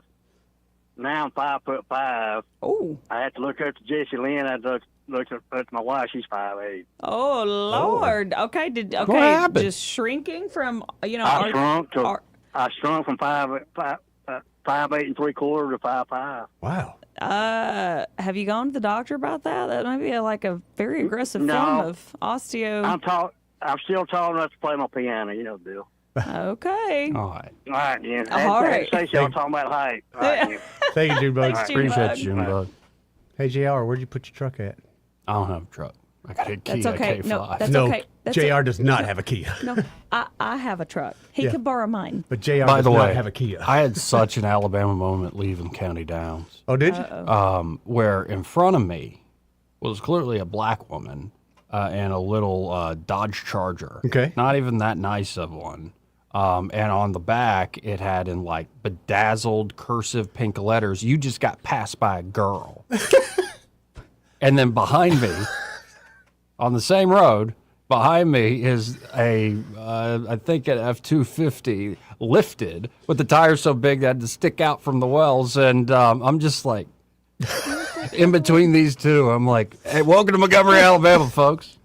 And then here I come rolling flaming patriotic with, a diesel muffler that goes and will flat out just gas I will your say butt. this, and I hope JR can agree with me. Okay. There is something, and I don't know when it happened, but there's something about a hot woman in a lifted truck that does it for you. Does it for you? What does that mean? It for you well. See what I mean about how the way he said stuff? Yeah. I was like, wow. It kind of cranks your tractor. Get your attention. Cranks your tractor. Gets your attention. Oh, that's better. Okay, I'm sorry, guys. It Trying to get gets down there your where the goats can attention. get it. Get your attention. It does it for you. It cranks your tractor. It gets your attention. Yes. All right. Am I wrong? I mean, it's a Southern thing, but I don't know. Oh, JR, come on. You're telling me you're sitting at the light in your Kia, and you look up, and Jessie Lynn pulls up in her big old 4x4. You're not going to say, that's a tall glass of water right there. Romex Angler saying JR may drive a Kia, but he don't have one bottle hair. He doesn't have one bottle of hair. That's right. That's right. That's about exactly right. I take care of these lots. That's right. He also asked, when will the song release with Jesse singing and Joey slapping the bass? Oh, yes. That's a good idea. I like it. sent you a song. You have.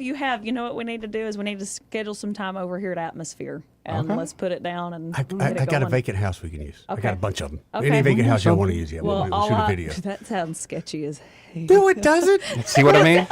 How's that sketchy? I got a vacant Got a vacant house we can use. House. It's where sometimes I meet people there occasionally. Is that where you crank your tractor? No, it's there, Joey. All right. Hey, I'll bring the truck though. Then it will. Then there you go. There you go. Just hop out the truck and come on inside. There's no furniture, but it's AC running. I've got some lawn chairs. Oh my God. I do have a funny story about a song that I cut for one of our disc jocks years ago.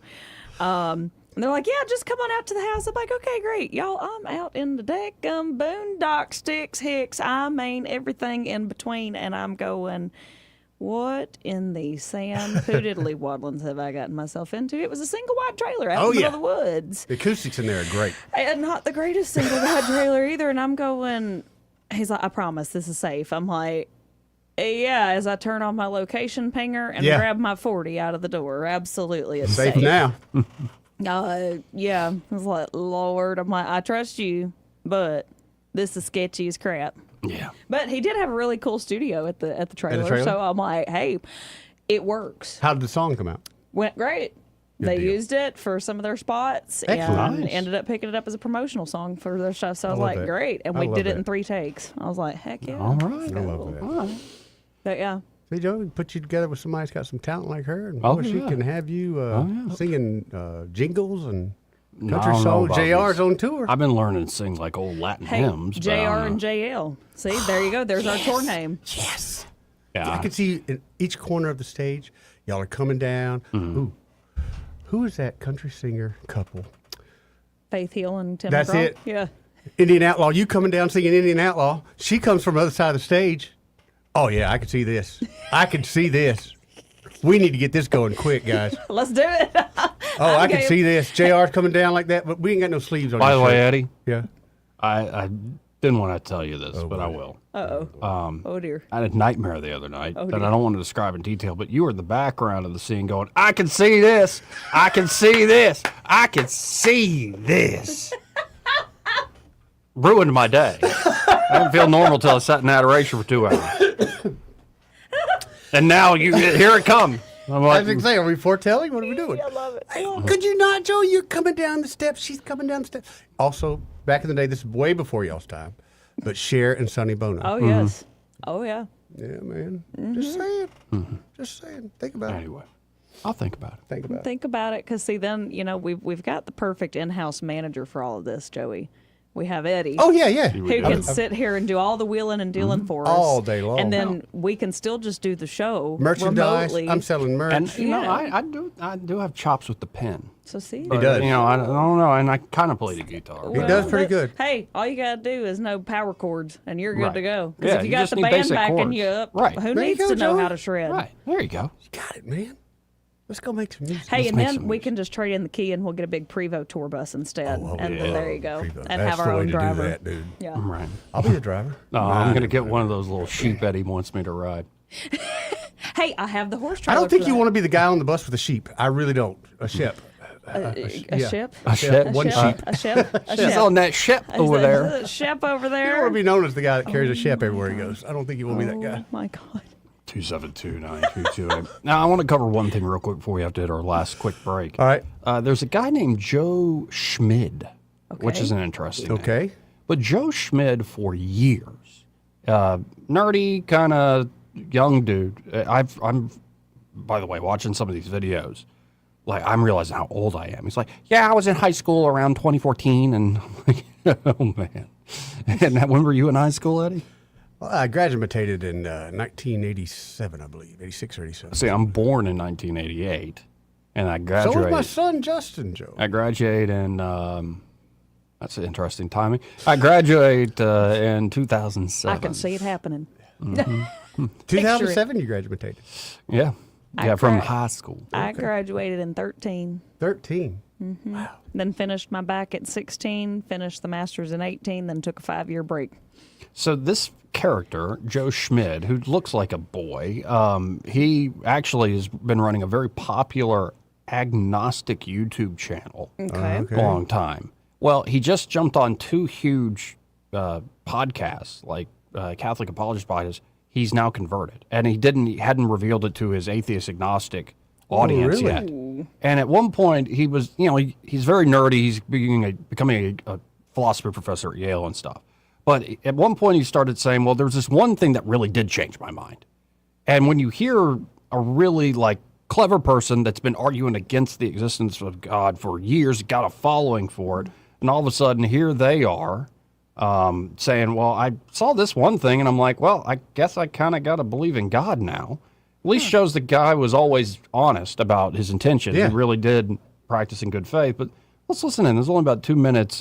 He describes a particular miracle he actually read up on. All right. So the miracle of Kalanda comes along, and that kind of bothers me. And I start looking into some other miracles that people like Testify, his YouTube channel, have talked about. Caleb Jackson. It's like there's a Barbara Schneider case that I found really convincing. She had advanced multiple sclerosis. She hadn't walked for years. She was sent to her deathbed, basically, at home. And she had all these tubes inserted into her. She had a fully collapsed lung. She had a massive atrophy for her legs because, of course, if you don't walk in 7 to 10 years or however long it was, you're going to get massive atrophy. Her feet were I think frozen in plantar flexion, so she couldn't walk or anything. She was legally blind. Her hands were crinkled in on themselves, and she was What basically. year was this? Roughly? This is in the 1980s, I believe. Okay. And so she's basically dying. And they have her church has a prayer campaign for her, and they get hundreds of letters coming in for the prayer. And so her friend is reading to her these prayers one day, and when she's reading the prayers to her, she hears a voice. Barbara, that is. She hears a voice saying, "Get up, my child, and walk." And she's like, she takes out her tubes. She gets up. She walks. She looks down, and the first thing she notices, as she says, is her feet are flat on the floor. They haven't been like that for 7 to 10 years. And then she looks at her hands, and they're not crumpled in on themselves. And then, only after that, she notices, I'm not blind. I can see. And she starts dancing, and they start dancing and running around, and her family members are feeling her calves, and your calves are restored. And we have medical testimony to all this stuff. So this is an instantaneous and permanent remission of advanced multiple sclerosis. Oh, her lung uncollapsed as well. She had a collapsed lung and it uncollapsed. So all of these things happening at once in connection with what I would have to say is a hallucination on her part. So, okay, we just happen to have this hallucination with content in association with hundreds of prayers. All this stuff is coinciding with an uncollapsed lung, blindness instantaneously remitting, muscle being restored, doctor's testimony to this. We have medical documentation beforehand, afterhand. What am I to do? Matt, what am I to do when you see this? What are you supposed to say? What are you supposed to say? So I guess God probably exists.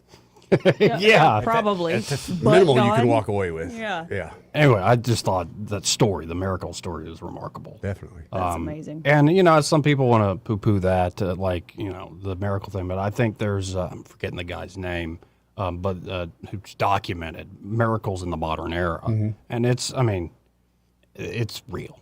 It and is, I think 100%. this, we live in such a age where we constantly do all these scientific studies and all the things, and it's no, there's so much more going on to reality and all that. Mm-hmm. Anyway, we got to do some gospel songs that we do Yes, an album. I agree. All right. Anyway, I agree. Okay, we'll I'm be down right with that. back. You're going to get the tambourine, Eddie. I want the triangle. Oh, we can give you the triangle, too. Gonna have to throw holy water on him before he jumps on that record. Want to carry News Talk in your pocket? Download the News Talk 93.1 app from the App Store. Available on iPhone and Android. Never miss a moment. Download now. This is your roving reporter. Today I'm talking with a man from outer space. What's up, Earthling? I see you've landed your spacecraft over there in that field. That's right, man. My question is, why have you landed here on our planet? I came to see David Ernest. The asset preservationist? Yeah, man. I wanted to see if he would take a look at my portfolio for me. Well, before you make the trip over there, call him on his toll-free number, 833-596-7233. And I understand those last 4 digits spell out the word safe. That is correct. Funny thing happened the last time I came to Earth. What was that? I went to the Walmart, man. Yes? And I accidentally went in the back door. How did that work out? Well, they stopped me and very gently told me that I needed to go around front and come in. And then what did you do? I said, cool, man. Take me to your greeter. You flew millions of miles just for that. Hey, man, I don't ride them. I just read them. There's always a reason to visit Epicure and Jack's Tavern. 12 jumbo wings and a bottomless side for $9.99. Happy hour Tuesday through Thursday from 5 till 7. New dinner specials every Friday and Saturday. And steaks from Alabama's best steakhouse for $20.26. Wet-aged, butchered, and hand-cut right here in-house. Epicure and Jack's Tavern in Millbrook. Come see what a steakhouse should be like. Hi, this is Brendan with Royal Furniture. A big thank you to Blue Water Broadcasting for helping us launch our Alabama stores in Prattville, Montgomery, Auburn, Gadsden, Athens, Decatur, Oxford, and Florence. We appreciate your hard work and dedication. Here's to a strong partnership and even stronger results. Thanks, Blue Water. Our advertisers are our biggest advocates. Call us to find out how radio can increase your bottom line. Blue Water Broadcasting. Local folks, helping local business. This hour of News and Views is brought to you by our good friends at Cole Plumbing, 279-8919. Cole Plumbing is number 1 in the number 2 business. You don't have to dig a hole. They have proprietary pipelining technology. Ask them about their tankless water heaters. Remember, when you have trouble with your bowl, call on Cole. The River Region's first and only news talk station on FM. Live, local talk. News Talk 93.1 FM WACV. You're listening to Joey Clark. Warm sound, clear sound, right here with Joey Clark. It's Joey Clark. Joey Clark. Welcome back. Let's go right to the phones and talk to Ray Bowles with Prattville Carpet. Hey, Ray, how you doing? Good. How about you guys? We're doing good. We're doing good. Mark says to behave yourself. Good. So we lost Dolly Parton this week. That was pretty sad. That hurt. It made me go back in my mind to Angie's first dirty joke that she told her parents. Okay. Okay. Now she's 5 years old. She comes running in from kindergarten. It says, Mama, Daddy, I got something to tell you. Do you know what Dolly Parton sings in the bathtub? What do you get? Did I say that again, Angie? Well, I'm not saying exactly correct, but she sings Islands in the Sun. Is that right? Islands. I messed it up. What is it, Angie? Oh, my God. She's not going to tell me. See, I was going to say... Islands in the Stream. Yeah. Mm-hmm. I was going to say she sings 2 of her biggest hits. Oh, in the good one. So, Good one. I like that one, Jesse. I mean, Yeah. so, Islands in the Stream. Islands in the Stream. Yeah. Islands Yeah, in the yeah. tub. I don't know. I'm going with Jesse's on this one. Biggest hits. she got biggest hits. all Yeah. Like that. Oh, Angie's correct to me. It's what do you get when you cross Dolly Park with the bathtub? Islands in the Stream. Aha. There we go. That makes Still sense. going with now. Jesse's. And then she got in trouble. And then that was the last joke she ever told her mom and dad. Sounds about right. It's a good joke. That's worth it. Oh, yeah, definitely. Yes, absolutely. But no joking around. If you need floors, call us at 285-8117. We'll come up, give you a great measurement phone. Next thing you know, you got to floor down just so easy. Haul everything off, move all the furniture. We just make life real easy for you guys. Again, that's 285-8117. Call them up and get the job done. And be sure when you call them at 285-8117, you heard them on the radio telling Dolly Parton jokes with Joey, Eddie, and Jesse. Mm-hmm. All right, guys. Y'all have a great day. Thanks, You too. Ray. See you, Ray. So we learned anything today? We did. Eddie's got a brand new joke that he's going I to do. use. I got to make sure I say it, though, right. It could come out really wrong. What is Dolly Parton saying in the bathtub? Her two biggest hits. Oh boy, I gotta really write that down. Biggest. Now you can't say it too creepy like the way you've been saying other things. So should I try? Two biggest hits. Yeah, something that's a little better. Not Yeah. two biggest hits. Yeah, don't Well, do that. You know, when Joey's little theme song came on there for a minute, I was like, JR. Oh, yes. Just adding a little booze to it, A little more jaw and a little less like Conway Twitty. Jaw. Right? JR. Oh, also, I don't know if people have heard me say this, but Montgomery needs a new mayor. Yes. But if we can't have a new mayor, maybe we can have a new governor. We got problems in some of our cities, and we know the ones I'm talking about. Tuberville told a crowd in Athens, I believe. We've got judges, we've got district attorneys that are not doing their jobs. We all know Montgomery, Alabama's got problems. I sat next to the mayor the other day, and I told him the cavalry's coming. If y'all can't do it, I will do it. Our state capital has to be an icon in this state. We also got a ghost town in downtown Montgomery around the Capitol, around the businesses. You look at this place here in North Alabama, you got people on the streets, you got people in restaurants, you got people buying gas. Tuberville will continue. You don't have that in Montgomery. And why is that? We have the Maxwell Air Force Base, which is huge, huge part of the city of Montgomery. And we need somewhere to go, something to do. We need entertainment. And so why is that not happening? Because we're having shootings, we're having people that are mugged. He added, that happens a lot of places, not just in Montgomery, but it's in abundance, and it hasn't been addressed. That's right. Agreed.